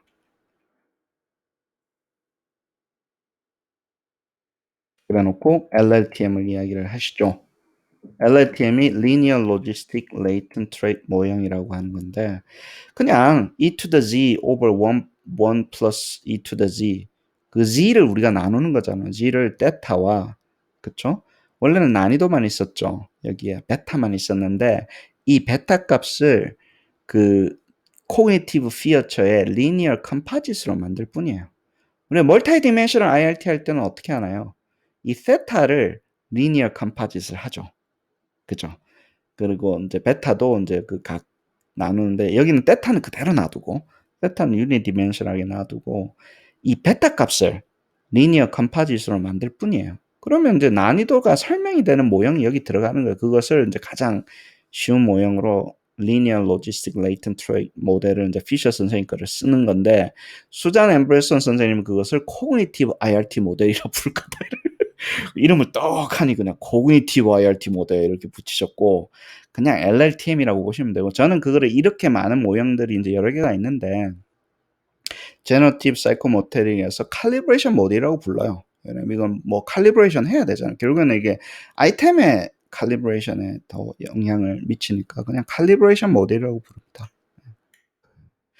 또 디피컬티 모델이라고 불렀다가 이렇게 불렀다가 저렇게 불렀다가 여러 가지 뭐 방법으로 많이 부르시는데, 아무튼 뭐 여러 가지가 있고, 자 보세요. 멀티 디멘셔널 코그니티브 IRT는요, 얘를 멀티 디멘셔널로 보내는 거예요. 둘 다. 얘가 이미 이거는 그 여러 가지 요소로 나눴기 때문에 멀티 디멘셔널이 같죠. 세타를 또 멀티디멘셔널하게 보낼 수 있죠. 두 개를 합친 것을 멀티디멘셔널 코그니티브 IRT라고 부르겠죠. 그럼 LLTM을 세타 값을 멀티디멘셔널 멀트로 바꾼 거. 멀트하고 LLTM하고 합친 것을 멀티디멘셔널 코그니티브 IRT 모형이라고 할 것이다라고 이렇게 부르면서 자기 1984년부터 난 이 얘기를 계속 해왔어라고 이야기를 하시는 거죠. 상당히 앞서가셨습니다. 우리는 지금 IRT 하나 배우기도 힘든데 1peer, 2peer, 3peer 하고 끝났잖아요. 근데 그 difficulty를 이렇게 나누고 그다음에 멀트도 여기에 집어넣어서 1984년도부터 얘기를 하셨으니까 되게 쉬운 거고 뭐 햄블턴 선생님 책에 있다고 하니까 여러 가지 것들이 있다고 하니까 자세하게 보시면 됩니다. 지금 AIG에서는 이거를 근간으로 시작을 해요. 이거를 멀티 디멘션으로 바꾸냐 안 바꾸냐는 약간 세컨더리한 이슈고 일단 베타 값은 리니어 컴포짓으로 만드는 거예요. 뭘로 만든다? 그 문항을 만들 때 요소들이 있었죠. 요소들의 리니어 컴포짓으로 만들어 가지고 하고 이게 어떻게 보면 멀티 레벨 IRT 모델하고 같잖아요. 그쵸. 이거를 nested within item 모델 형태로 만들어 가지고 멀티 레벨 IRT 모델로 한 게 글라스 선생님 빔 선생님이 그 사이코메트리카 페이퍼 2001년도인가 2002년도인가 쓰셨던 그 페이퍼랑 또 일맥상통하는 이야기로 그쪽에서 계열로 이야기하실 수 있습니다. 멀티 디멘션 IRT로 보실 수 있는 거죠. 네. 그래요. 이건 제가 정리를 한 건데 자 person parameter가 unidimensional 한 거랑 person parameter가 multidimensional 한 거라고 볼 수 있다는 거예요. 그렇죠. 그 다음에 generative 아니고 generative하게 볼 수도 있는 거죠. 문항을. generative 한 거는요. 아이템 parameter가 multidimensional하게 본다는 얘기하고 같아요. 제가 봤을 때는. 왜 여기 보면요. 아이템 parameter를 multidimensional하게 보는 것과 같다는 거예요. 여러 개의 요소로 리니어 컴포즈로 가 있으니까.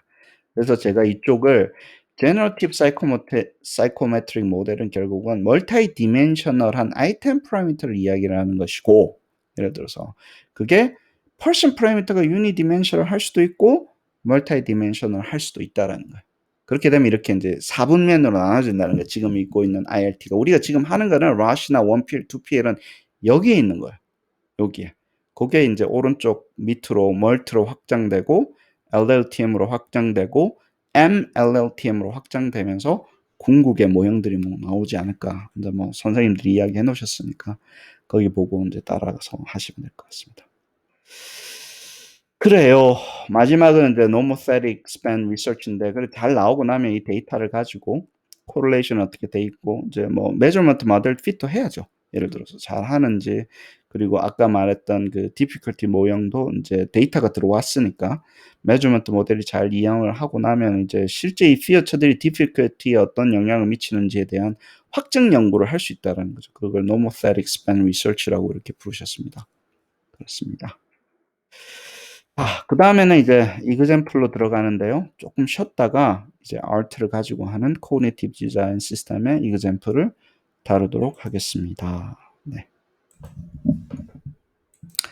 자, cognitive theory model for art는 이제 art라는 이제 specific한 example 가지고 시작을 하고요. Ravens 그 progressive matrix 같은 거가 이제 founded data 해가지고 보시면 아마 아주 익숙하실 겁니다. Ravens progress matrix 알고리즘은 알고 있는데, 근데 그거를 카펜터 선생님이 그 progress matrix에 관련돼 가지고 processing theory를 정리를 하셨어요. 이거를 이런 것들이 예를 들어서 어떤 인지적인 과정을 통해서 이걸 풀더라. 어떤 요소들이 있더라. 이제 그래가지고 3x3 어레이를 가지고 이제 선생님이 인지적인 요소를 인지적인 피어처를 잡은 다음에 문항을 만드는 그게 인지적인 요소에 어떤 식으로 영향을 미치는지 하고 인지적인 요소에 부담을 주기 때문에 difficulty가 있을 것이라고 예측을 하고 그 다음에 그것을 데이터를 가지고 예측을 잘 되는 그 과정까지를 한 바퀴 쭉 도신 거예요. 그래서 속도를 조금 빨리 하면서 보도록 하고 카펜터스 티어리를 코그니티브 티어리를 가지고 이제 만들었고요. 이런 여러 가지 매트릭스라는 게 워킹 메모리랑 그다음에 abstraction이라는 두 가지 코그니티브 abstraction capacity, 워킹 메모리 capacity에 영향을 줄 수 있게끔 피어처를 이렇게 다 잡는 거예요. 그래서 그 피어처의 조합으로 또 다시 또 문항을 만들기 시작을 합니다. 예를 들면 이렇게 문항이 만들어지는데 이 문항의 피어처가 스트럭처가 이제 3x3니까 9개가 있는 거 맨 끝에 게 이제 답이 되고 오답이 되는 건데 이게 룰에 의해서 만들어졌다는 거예요. 그냥 만든 게 아니라 야 이거는 어떤 식으로 룰을 가지고 세우자. 우리가 그 핀 선생님 1975년도 했을 때 explicitly specified then process로 리딩 테스트 만들었잖아요. 그거 똑같아요. explicitly specified then 룰을 가지고 지능 검사를 만든 거예요. Ravens Progress Matrix. 그럼 그 룰의 엘리먼트를 가지고 이제 다 난이도를 분석하는 식으로 넘어가는 거고요. 나머지는 뭐 아주 자세하게 써놔서 좀 읽어보시면 카펜터 선생님 책으로 안 가도 충분히 우리가 이해를 할 만큼 자세하게 해놓으셨습니다. 뭐 H가 이렇게 베리되고 바깥의 문항이 베리되고 그럼 여기에 뭐가 올까요? 하는 건데 그걸 가지고 이제 이그젬플을 2개를 주셨던 거고 그 다음에 그러면 이제 그 요소들이 있잖아요. 뭐 오버레이 된다 7가지 뭐 6개가 있는데 그게 코그니티브 프로세스랑 어떻게 되냐면 메모리 로드를 많이 증가시킬 것이다. 이게 어려워지면. 그 다음에 abstraction한 capacity를 사용할 거 추상화를 해야 된다 안 해야 된다 이런 것들이 있는데 요게 잘 안 잡혔나 보시더라고요. 그래서 요거 위주로 그 워킹 메모리 로드가 얼마나 많은 영향을 미치는 거 위주로 difficulty가 결과적으로는 잡혔습니다. 그렇게 보시면 되고 뭐 abstraction이 뭔지에 대해서는 뭐 보시면 되고 재밌었었어요. 저도 하면서 보면 이제 요게 AB41이 되는 거고 요게 CB21이 되는 거고 이렇게 이제 코드를 다 짜놓으신 거예요. 여기 이렇게 되면 항아리 모양은 A라고 하자. 요거는 C라고 하자. 안에 들어가 있는 거를 이렇게 되는 거 B21이라고 하자. 이렇게 되면 B11이라고 하자. 삼각형은 D라고 하자. 이렇게 노테이션을 다 만든 다음에 조합을 쫙 만들어서 그 조합에 맞게끔 그림을 문항을 제너레이팅 하는 건데 선생님이 이거를 요렇게까지는 컴퓨터로 이제 다 모든 컴비네이션 뽑으셨는데 이건 사람이 그린 것 같아요. 그림을 기계가 그리는 거. 그때 1990년도니까 좀 한계가 있었고 저 같은 경우는 카파에이즈는 이걸 다 디지털로 다 만들어내죠. 그것도 돈이니까 뭐 그림으로 만들면 되고요. 그렇습니다. 그다음에 이제 바꾸는 것들이 오버레이 하는 것들, 오브젝트 퓨전인 거, 오브젝트 디스토션 시키는 거. 디스토션 같은 경우는 H 같은 경우를 막 찌그러뜨릴 수 있잖아요. 밴딩할 수, 안에 들어가는 모양들. 그런 거 이야기하는 거고. 드로잉 피겨 자체는 바깥에 있는 게 삼각형이냐 사각형이냐 뭐 그런 것들도 변형시킬 수 있다. 예를 들어서. 그렇죠. 그렇게 하면 이제 large number of item이 나올 수 있다. 이거는 그냥 사이드 이펙트 같은 거예요. AIG 하면서 자꾸 이 이야기를 하시는데 이게 감각적이고 경험적이에요. 숫자가 많다 이게 감각적이고 경험적인 건데 좋지 않습니다. 자세가. 왜냐하면 저희는 추상적인 거에 승부를 걸어야지 모형에 승부를 걸어야지 자꾸 이거 뭐 눈에 보이는 거 이거는요. 여기 자꾸 승부를 걸면 저희가 그 주객이 전도됩니다. 그러니까 이렇게 만들면 컴퓨터한테 조합을 시키면 이게 많이 나오고 근데 많이 안 나왔어요. 선생님은 수작업으로 만들었잖아요. 룰을 변형시켜 가지고 결국엔 5개 정도 손으로 만들어야 되니까 라지도 안 나왔어요. 그럼 뭔 라지야. 전산화 시켜야지 이게 어마어마하게 많이 나오는 거니까 약간 이 아규먼트는 조금 틀리고 절대 이거 싸게 만든다 이야기하지 마세요. 알고리즘까지 만드는 비용이 너무 많이 들어요. 여러분들 인건비가 거기 들어가는 거잖아요. 그 싸구려처럼 굴지 마세요. 뭐 칩하다라는 둥 뭐 inexpensive라는 얘기 하지 마시고 잘 만들려면 돈이 한도 끝도 없습니다. 물론 많이 나오는 건 맞아요. 많이 나올 수 있어요. 그럼 시스템이 잘 갖춰줘야 되고 룰도 잘 세워야 되잖아요. 그 과정은 상당한 시간과 노력과 투자가 필요한 과정이에요. 그래서 이게 많이 나와서 싸다라는 이야기를 하는 순간 본인이 싸구려가 되는 거예요. 여러분 학생들 배우실 때는요. 어디 뭐 비즈니스 할 때 그 리더십은 좋아요. CEO들은. 뭐 이런 걸 싸게 만든다 그러면 얘를 데리고 있으면 뭐 단가가 싸지겠네 이렇게 보지만 그렇지 않습니다. 사실 우리 뭐 제살 까먹기예요. 그냥 이게 좋은 건데 많이 나올 수 있는데 많이 나오기 위해서 투자가 많이 필요하고 나 같은 사람을 뽑아야 됩니다. 제가 잘 알고 있으니까 공부도 잘했으니까 이렇게 이야기를 하셔야 됩니다. 싸다라고 이야기하지 마세요. 싸구려처럼 보입니다. 학생들한테 항상 강조하는 부분. 자, 그리고 difficulty 모델은 이런 피어처들에 대해서 이 relationship이 dependent 하다라는 것들, 이제 아이소모르픽하고 이야기 나오는 거니까 그건 했고, 첫 번째 initial tryout, generate 한 다음에 문항을 만든 다음에 initial tryout을 했고요.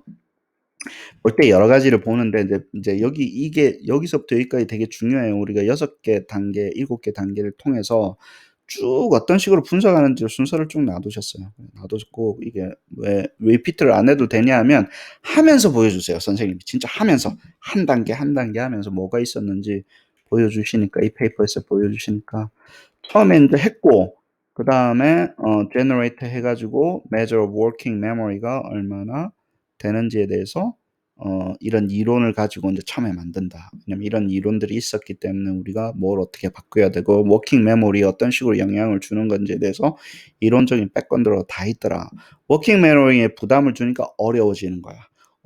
실제로 어려워졌는지 한번 보자. 그렇죠. 이런 요소들이 워킹 메모리에 부담을 준다 그러니까 많이 섞으면 어려워지겠죠. 그러면 실제 어려워졌는지 한번 보자.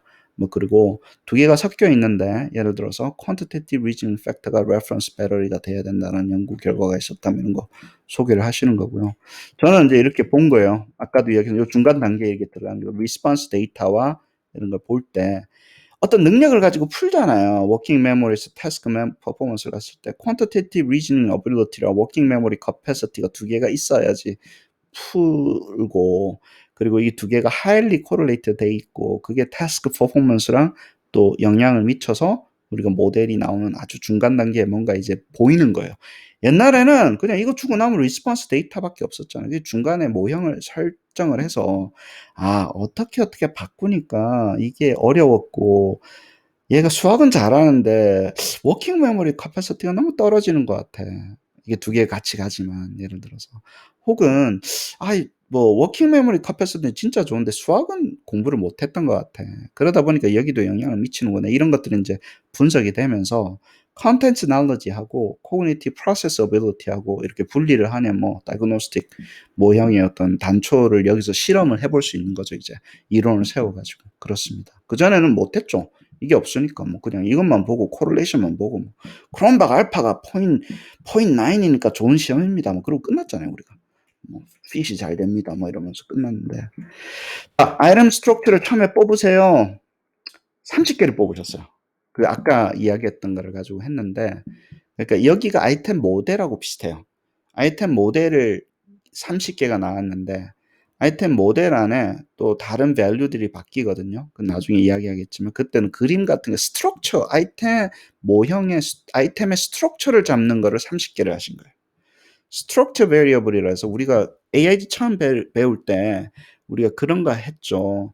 그 아이소노픽하고 딥 피어처랑 서피스 피어처로 나눴잖아요.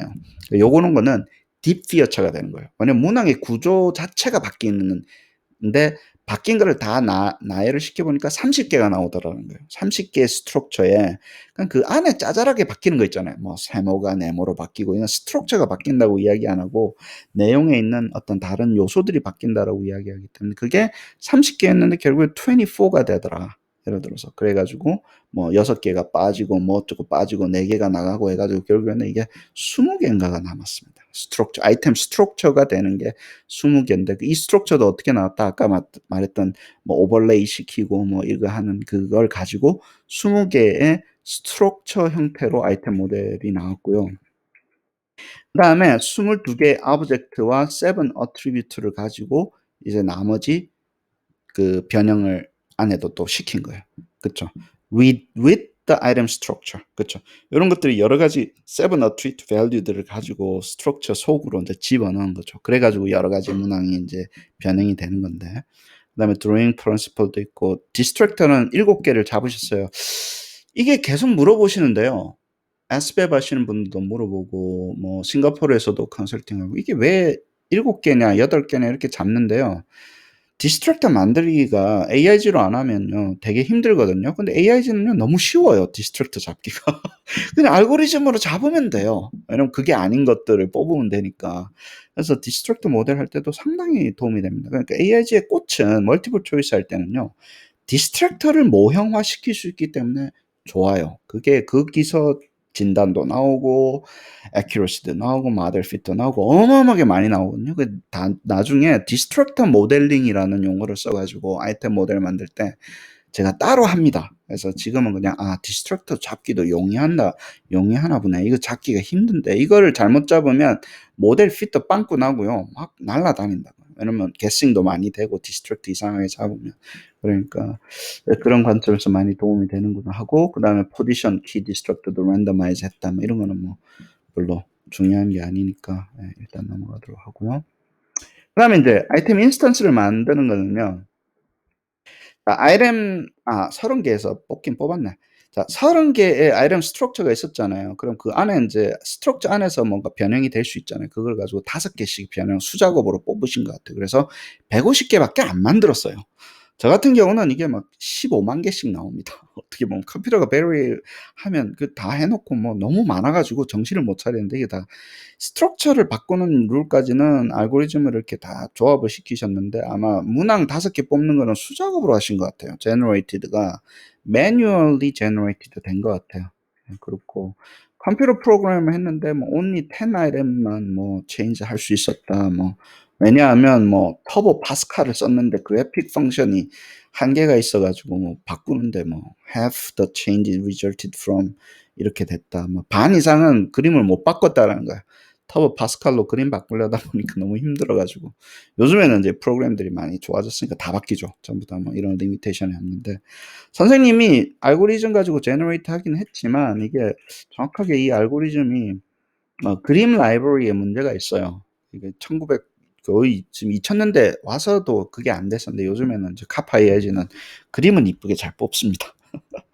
그래서 선생님 거 따라 한 거니까 저야 뭐. 네, 그렇고 나머지는 이렇게 5개를 뽑은 다음에요. 5개의 테스트 폼을 만든 거예요. 여기가 중요해요. AIG는 일단 이건 선생님이, 근데 저랑은 좀 틀려요. 저는 이거를 30개 스트럭처, 30개 아이템 모델로 만든 하나의 아이템 그 문항 어세스먼트 폼이라고 이걸 불러요. 30개 아이템 모델로 이루어진 어세스먼트 폼을 만든 다음에, 어세스먼트 모형을 만든 다음에, 테스트 모형을 만든 다음에 5개를 생성합니다. 저는 5개 세트를 생성하는 거예요. 그 폼에서.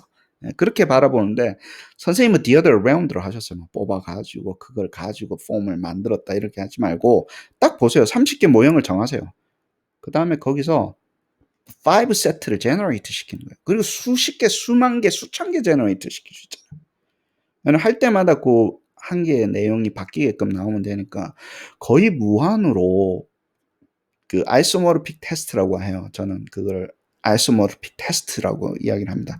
패러렐인지 아닌지는 우리가 조금 어려워요. 근데 아이소모르픽 모델에서 나왔잖아요. 아이소모르픽 테스트라고 합니다. infinitely many 나옵니다. 거의. 그렇게 따지면. 왜냐면 한 개 문항이 변형이 많이 되기 때문에 그 중에 뭐 세트로 나오는 거는 거의 뭐 똑같은 게 안 불가능할 정도로 많이 나오죠. 그래가지고 이제 많은 폼을 만들어서 이제 이게 하는 거죠. 그렇습니다. 버머스 선생님이 했던 그 이그젬플 아시죠? 패럴렐 폼 때문에 학습이 된다. 뭐 이런 것들 이그젬플 잘 보시고, 왜냐면 패럴렐 폼 처음에 했던 거 가지고 답 알려줘도 다음번에 오면 또 다른 게 나오니까 알려준 게 학습이 되더라. 그러면서 버머스 선생님, 핀 선생님 그 이그젬플 주셨잖아요. 시험 유출이 학습이다. 뭐 이런 거 주셨으니까. 그리고 나머지는 파티스펀트가 728명, 뭐 프로시저, 레퍼런스 테스트가 있었고, 뭐 SBAB라는 시험이 있기 때문에 우리 Criterion Reference Validity가 테스트가 되는 거죠. 왜냐면 SBAB라는 established 된 시험을 가지고 이거 새로 만든 이 ART 시험이 얼마나 코릴레이션 되는가 이런 거 보는 건데, 정말 잘하셨어요. 셋업도 잘하셔가지고 이게 이쪽에다가 했기 때문에, SBAB하고 했기 때문에 돈을 어마어마하게 받고 한 프로젝트인 것 같아요. 이 친구들이 에어포스 리크루트들이 시험을 쳐가지고 데이터를 받으셨잖아요. 그리고 2번 받았어요. 2번 시험 쳤습니다. 한 친구가. 근데 첫 번째 거를 썼다 그러시더라고요. 두 번째 거는 안 썼다 그러시는데 이유가 있겠죠. 내가 봤을 때는 두 번째 시험을 안 한 이유가 있는 것 같아. 왜냐면 2번 해놓고 왜 안 해? 프리테스트, 포스트테스트 해야지. 예를 들어서. 왜냐하면 이것이 이렇게 시험 치면요, 예를 들어가지고 두 번째 시험은요 엄청 쉽게 나와요. 그래서 variability가 확 줄어요.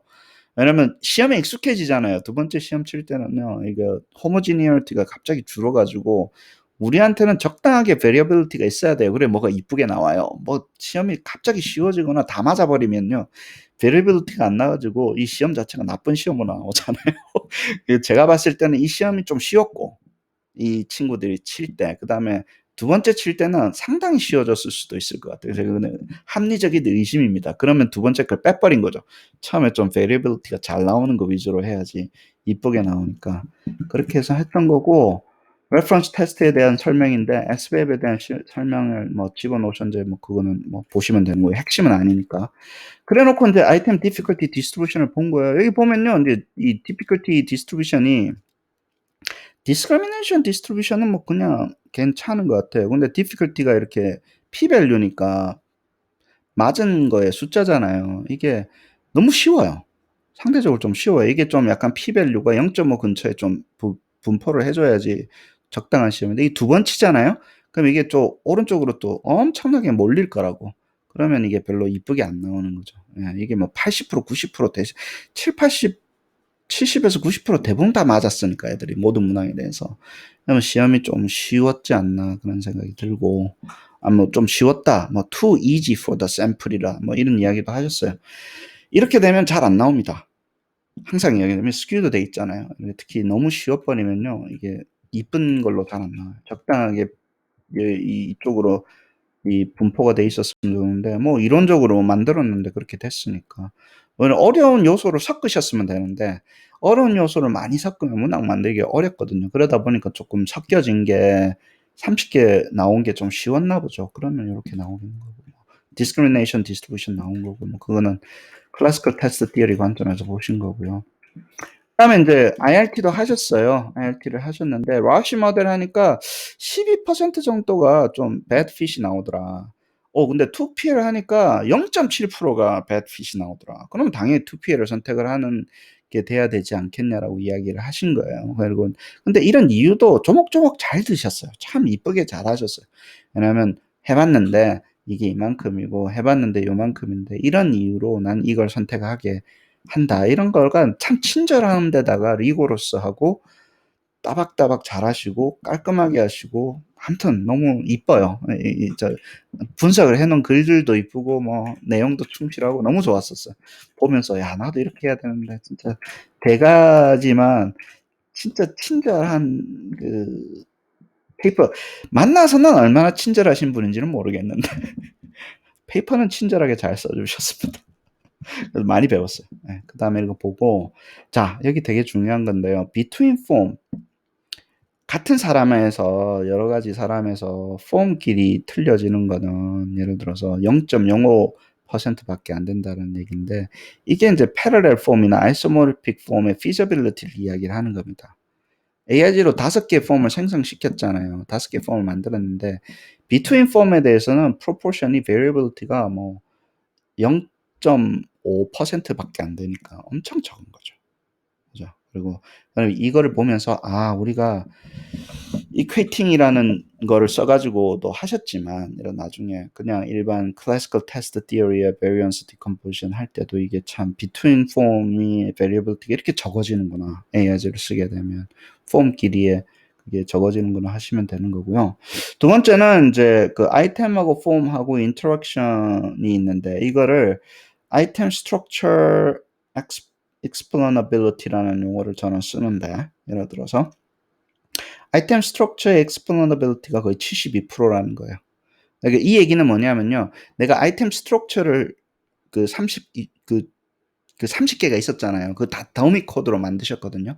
그 더미 코드 30개가 예를 들어서 더미로 만든 것들이 72%의 variability를 설명하더라. 그리고 아이템하고 폼하고의 인터랙션은 27%밖에 안 되더라. 이거에 비하면. 이 얘기가 뭐냐면 내가 그 difficulty 모델을 만들 때 아이템 스트럭처가 난이도의 variability 많이 잡아먹으니까 좋은 이야기예요. 이게 70%나 잡아먹으니까 그건 무조건 좋은 이야기입니다. 이거는 돌리는 거야. 뭐 SPSS variance component 이거 G티어리 좋아하시는 분들 많이 하시잖아요. between person 뭐 해가지고 하는 거 폼하고 하는 건데 해석을 잘 하셔야 돼요. AIG에서는. 이거 도대체 뭘 위한 거냐. 요거하고 요 두 개를 비교해서 요게 작아지고 그 다음에 아이템 스트럭처가 높은 게 좋은 거예요. AIG에서는 좋은 거예요. 그걸 알고 계셔야 되는 거예요. 돌리는 게 문제가 아니라. 그렇습니다. 인터널 컨시스턴시가 0.76인가 뭐 어쩌라고 뭐. 이분은 그런 거 되게 싫어하세요. 코렐레이션 높은 거 그거 다 씨잘데기 없는 거야. 그런 거 보지 마. 그리고 그 다음에 여기도 뭐 마찬가지입니다. 여기는 이제 dependent variable response time을 놓고 본 거고, 아까는 accuracy를 본 거고, difficulty랑 accuracy 보면 이게 response time을 봤는데, 그때는 response time에 대해서는 폼이 미치는 영향은 0.3%밖에 안 되더라. 예. 엄청 좋은, 이건 진짜 좋은 거예요. 더 좋은 거고. 그 다음에 response time 같은 건 스트럭처가 설명하는 양이 83%나 되더라. 어마어마하게 좋은 거죠. 왜냐면 이게 왜 이게 오래 걸려? 왜 시간이 걸려? 적게 걸려가 아이템 스트럭처가 83%나 설명하잖아요. 그래서 이게 아주 좋은 그 역할을 하는 거고, 라시 모델도 하시고요. 참 대단하세요. 라시 모델이 핏이 안 좋아도 그래도 해주시는 거예요. 했다가 parsimonious 하고 라시 모델 설명도 또 했다가 2PL 한다 했다가 또 이것도 하고 뭐 난리가 아닙니다. 왔다 갔다 다 하신 것, 할 수 있는 건 전부 다 하신 것. 그래요. 2PL 모델 같은 경우는 이제 메모리 커패시티 가지고 한 건데, 여기 이제 메모리 커패시티가요, 워킹 메모리 커패시티가 코그니티브 모델에서 인디펜던트 베리어블이라는 거 잊지 마세요. 그러니까 논리가 이거예요. 아이템의 어떤 문항을 만드는 요소를 바꾸면 이론이 있다라는 거예요. 왜 어렵나라는 거예요. 이론이 있다라는 거예요. 여기서는 워킹 메모리의 로드를 많이 요구하기 때문에 그래서 어렵다라는 거예요. 그걸에 대한 관계를 규명한다라는 거예요, 선생님이. 왜냐면 이 이론이 있었잖아요. 이게 많아지면 워킹 메모리가 많아진다는 이론이 있으니까 그 워킹 메모리 커패시티가 높아졌기 때문에 어렵다라는 이론을 설명을 할 수 있다는 거예요. 그걸 집어넣고 문항을 만들기 때문에, 그거를 근간으로 해서 문항을 만들었기 때문에 나는 construct representation이 높다라고 이야기하시는 거예요. 그럼 validity죠. 해석이 잘 되는 거예요. 왜 얘가 어려울까? 왜 못했을까? 왜 잘했을까? 왜 이건 틀리고 얘 이건 맞췄을까에 대한 설명을 잘 할 수 있잖아요. 그래서 좋은 시험이다 이런 거고, 이게 또 약간 왔다 갔다 하셨는데요. 자, calibration 모델, 선생님은 difficulty 모델이라고, difficulty를 쭉 구한 다음에 그거를 dependent variable로 해가 p나 뭐 이런 거 구해가지고 item structure를 independent variable, dummy variable로 해가지고 모형을 만들었는데, 원래는 LLTM을 해야 되는데 여기서는 GLM, generalized linear 모델로 그냥 돌렸다. 할 수 있죠. 왜냐면 이게 그 아이템 스트럭처가 29개의 인디펜던트 베리어블이잖아요. 예를 들어 더미 베리어블이고 더미 코드를 한 거고, 그 다음에 difficulty 그 150개의 문항이 있었으니까 150개의 문항에 대한 난이도가 p 밸류 같은 거 있었을 거 아니에요. 뭐 2pl, 3pl, 뭐 베이타 밸류가 있었을 거 아니에요. 그거를 dependent variable 놓고 돌렸는데 GLM으로 했다. 근데 그러시면서 원래는 또 GLM 하면 안 되는데, 왜냐면 LLTM을 해야 되는데 GLM을 한 이유는 이러면서 이제 쭉 적어 주셨어요. 왜냐면 이게 1990년도잖아요. LLTM 패키지가 잘 안 나왔을 때예요. 그리고 이 특정한 데이터에서 안 돌 수도 있죠. 지금도 유 교수님하고 저하고 하는 것도 LLTM이 너무 어려워가지고 디멘션을 많이 줄였어요. 이게 인디펜던트 비어리면 너무 많잖아요. 30개나 되잖아요. 그쵸? 그룹도 있고 이러니까 좀 안 나올 수도 있는데 베이지안 돌리시면 됩니다. 베이지안 뭐 하면 되지 뭐 IRT 해가지고 LLTM 베이지안 해가지고 AIG 분석하는 거 하면 졸업 논문 하기도 좋고 페이퍼도 잘 나올 것 같아요. 예. 저는 그쪽으로 많이, 왜냐면 이게 잘 안 돌거든요. LLTM이 notorious 합니다. 그 뭐냐 뭐 여러 가지 뭐 벅스나 그쪽 계열 있잖아요. 예. 그 another 뭐 bug user 뭐죠? 깁스 샘플링 하는 그 프로그램 하셔가지고 리니어 컴포지션을 만든 다음에 실제 이거 그 잡아보는 difficulty 모델 잡아보는 걸로 하시면 훨씬 좋아요. 멀티 레벨로 가든 아니면 LLTM을 하든 뭐 베이지안은 훨씬 스몰 샘플 사이즈 잘 도니까 모형이 복잡해요. 예, 그래서 에스티메이터가 좋아야 됩니다. 안 된 이유는 maximum likelihood 계열을 썼기 때문에 안 될 수도 있어요. 예를 들어서. 그래서 그거 하시고, 그리고 여기는 difficulty를 먼저 구해놓고 하는 거예요. 잘 보세요. 멀티 레벨 IRT가 아니에요. difficulty를 일단 구해놓고 그거를 observed variable로 놓고 dependent variable로 놓고 그 다음에 independent variable 이렇게 된 거를 가지고 했기 때문에 two step approach예요. 한 방에 한 게 아니라. 예. 근데 인제 모형이 좋으면 리스폰스 데이터를 놓고 베타를 파라미터로 잡은 다음에 그 베타를 다시 리니어 디컴포지션에서 해서 하면 어렵죠, 쪼끔. 그쵸. 그거 관련돼 가지고 뭐 조선주 박사도 사이코메트릭 페이퍼 쓴 것 같고, 그다음에 글라스 선생님하고 빔 선생님도 그거 이 관련돼 가지고 멀티 레벨 IRT 모델 해 가지고 제너러티브 룰 베이스드 제너레이션 IRT 모델 이렇게 표현을 하셨거든요. 그런 페이퍼들이 두세 개 나와 있어요. 그거 보시면서 인제 스태티스티컬한 모델은 잡으시면 되는데, LLTM이 시작점입니다. 이거부터 시작을 해서 하나씩 하나씩 쪼끔씩 올려나가는 식으로. 자, 뭐 라시 갔다가 뭐 2PL, 왜냐면 difficulty라는 게 라시로도 해 가지고 나올 수도 있는 거고, 그죠? 그다음에 2PL에서 difficulty가 나올 수도 있죠. 다 따로 하셨어요. 따로 해 가지고 보니까 대부분 다 significant하게 나오고, 예를 들어서 뭐 다 item structure가 significant한 영향을 미치더라. response time에도 그렇게 영향을 미치더라. 인제 이렇게 하시면서 대충 정리를 하십니다. 결과는 워킹 메모리가 이제 워킹 메모리라는 걸 operationalize 하세요. 왜냐면 피어처를 잡아 놓으면 뭐 이런 거 섞어 가지고 우리가 인제 문항을 만들었잖아요. 그럼 워킹 메모리에 대한 영향을 로드를 얼마나 줄까? 그래서 사실은 워킹 메모리 로드예요. 피어처를 어려운 거를 많이 섞으면 로드가 올라가겠죠. 그래서 이 아이템은 예를 들어서 워킹 메모리 로드가 8이라고 내가 분석이 됐는데, 왜 그러냐면 피어처를 잡아 보니까 4 더하기 2 더하기 1에서 8이라는 워킹 로드가 나오더라라고 해서 그 워킹 로드를 또 인디펜던트 베리어블로 가지고 하셨는데, 여기가 쪼끔 깔짝지근합니다, 저는. 왜냐면 이거 다 우리가 임의적으로 정한 거잖아요. 이거 4점 주자, 2점 주자, 2점 주자. 물론 더하기를 했기 때문에, 토탈을 했기 때문에 뭐 트렌드는 비슷하겠지만 '이걸 좀 이쁘게 만들면 어땠을까?' 그런 생각이 들어요. 좀 더 옵티마이징 해서 만들었으면 어떻겠는데, 여기는 그냥 임의적으로 전문가들이 그냥 정해 가지고 '이건 8 점짜리야. 5 점짜리.' 이렇게 넘어가셨더라고요. 다음번에 제가 페이퍼를 쓰면 이런 것들이 몇 점 줘야 될지, 예를 들어서 이런 거를 다시 좀 데이터 드리븐하게 만들어 가지고 더 워킹 메모리 오퍼레이션을 좀 더 잘하는 걸 한번 해 보면 어떨까 싶은데, 그게 핵심이 아니다 보니까 오버킬인 것 같아서 넘어가려고. 그렇습니다. 뭐 그러고 나서 코그니티브 모델 만들면 뭐 코그니티브 모델이 잘 나왔고요. 코그니티브 모델은 워킹 메모리에 어떤 영향을 미치는가잖아요. 예를 들어서 그거를 이제 분석한 게 이렇게 되는 거예요. 아까 했던 메모리 로드가 operationalized 됐잖아요. 그거하고 그러면 문항의 요소들을 많이 섞은 게 response time하고는 어떤 영향이 있는지 한번 해 보자. 예를 들어서. 그런 페이퍼가, 그다음에 메모리 로드가 인제 operationalize 했잖아요. 여기 보니까 18 점까지 나오나 보네요. 그럼 18 점까지 나오는데 문항 단위로. 그럼 150 개의 다트가 있는데, 그게 그러면 difficulty랑은 어떤 영향이 있나? 그러면 이제 상당히 positive한 영향이 있고, 이게 뭐 R square가 얼마예요? 뭐 이게 적어 놨는데, 예.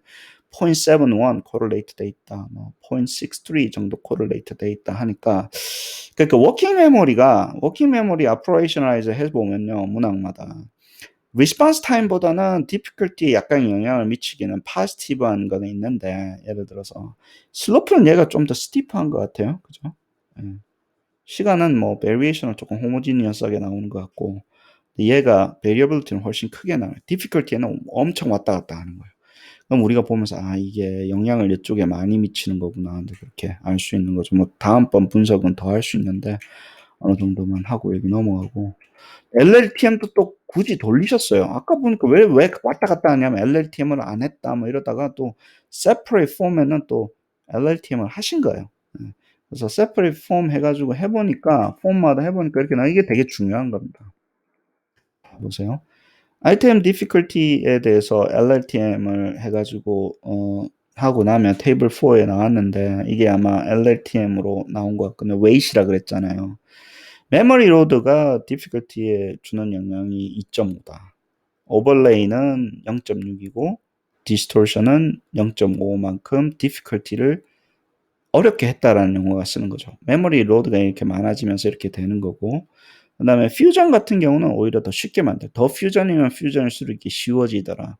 이렇게 되는 거예요. 그럼 요 모형을 가지고 아까 우리가 이걸 조합을 해 가지고 문항을 만들었잖아요. 그럼 우리가 맞춤형 difficulty를 만들 수 있는 거예요, 요 웨이트를 가지고. 그러면 difficulty가 예를 들어서 아이템 difficulty 0.83을 만드는 조합을 만들 수 있잖아요. 그럼 오버레이를 넣고 디스토션을 빼고 퓨전을 넣고 메모리 로드를 뭐 0.7로 하면 디피컬티가 0.78 정도가 나오겠다는 게 요 웨이스로 나오는 거예요. 이게 밀리언 달러예요, 사실 우리한테는. 이게 과제라고 봅시다. 뭐 학생이 해야 되는 수행해야 되는 과제면 학생의 능력치 조금 떨어뜨려 가지고 할 만하게 줘야 되잖아요, 우리가. 학습 분석할 때는 예를 들어서 러닝 애널리틱 할 때는. 그러니까 요 웨이스를 조절해 가지고 그 과제를 만들어 주는 그 영역으로 넘어가는 거예요. 아, 어느 영역에 그리고 뭘 섞어 가지고 요런 과제를 주면 얘가 어느 정도 그 모티베이션이 있게끔. 왜냐면 목에 딱 찰랑찰랑하게 주는 과제를 줘야지 애가 하잖아요. 너무 쉬워도 안 하고 너무 어려워도 안 하고 물론 엄마가 해라 해야지 합니다. 그것도 있지만 엄마가 해라 해야지 하지만 그래도 과제도 좀 맞춰주면 기계가 맞춰주면 엄마 손보다도 또 기계가 또 해주면 엄마 손 기계 손 합쳐지면 짝짝꿍이 돼가지고 애들이 공부를 좀 더 잘하지 않을까?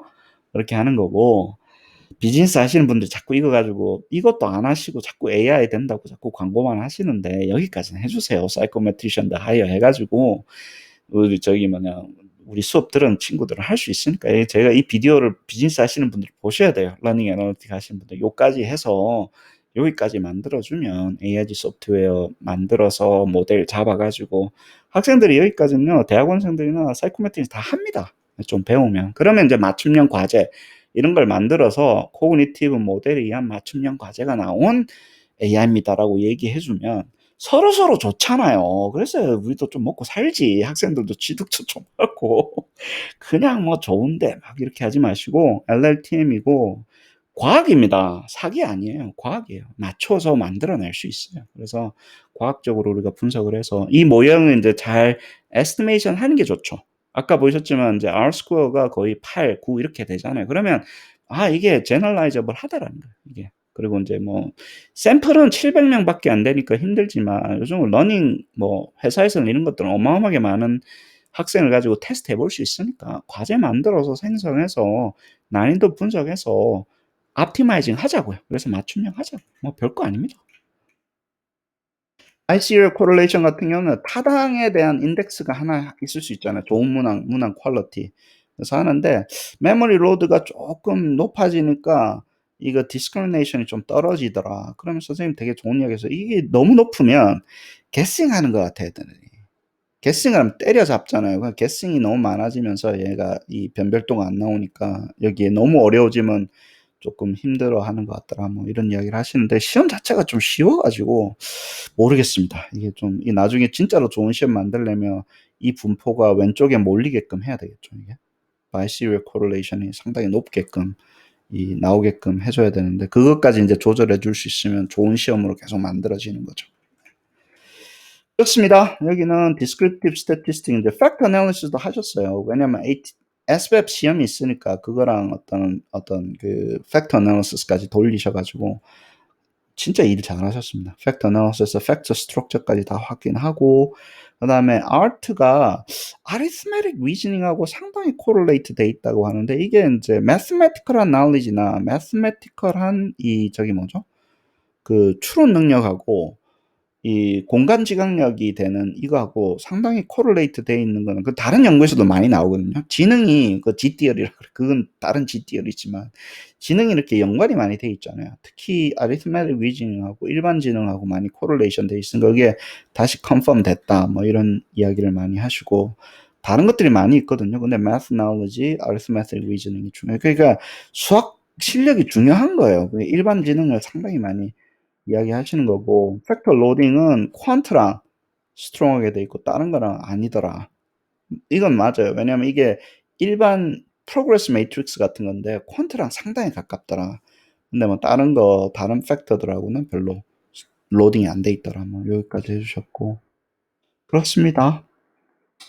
리즈닝과 왜 되어 있는가 이게 다른 연구들하고 컨시스턴트하게 나온 것 같고요. 제가 봤을 때는 일반 지능이 원래 수학이 가장 좋다라는 거, 가장 하일리 코릴레이트 돼 있다는 거, 이런 능력, 그 코그니티브 능력하고 왜냐하면 수학은 추상적인 거잖아요. 추상적인 걸 잘하는 친구들이 이런 추상적인 문항을 풀고 그 스페셜 리즈닝도 그 워킹 메모리도 잘 다룬다라는 거예요. 수학을 많이 하면 워킹 메모리 캐퍼시티가 늘어나는 것. 일반적인 지식은요, 워킹 메모리가 필요 없어요. 그냥 외웠던 거 그냥 끄집어내서 하면 되잖아요. 예를 들어서. 근데 이게 풀어놓고 돌려보고 뭐 해야 되는 거는 워킹 메모리가 많이 필요하니까, 그래서 이게 하이 코릴레이션 나온 것 같아서 다음번에 지능검사 만드시는 분들은 또 참고하시면 좋을 것 같고요. 그렇습니다. 한 문장으로 정리가 돼요.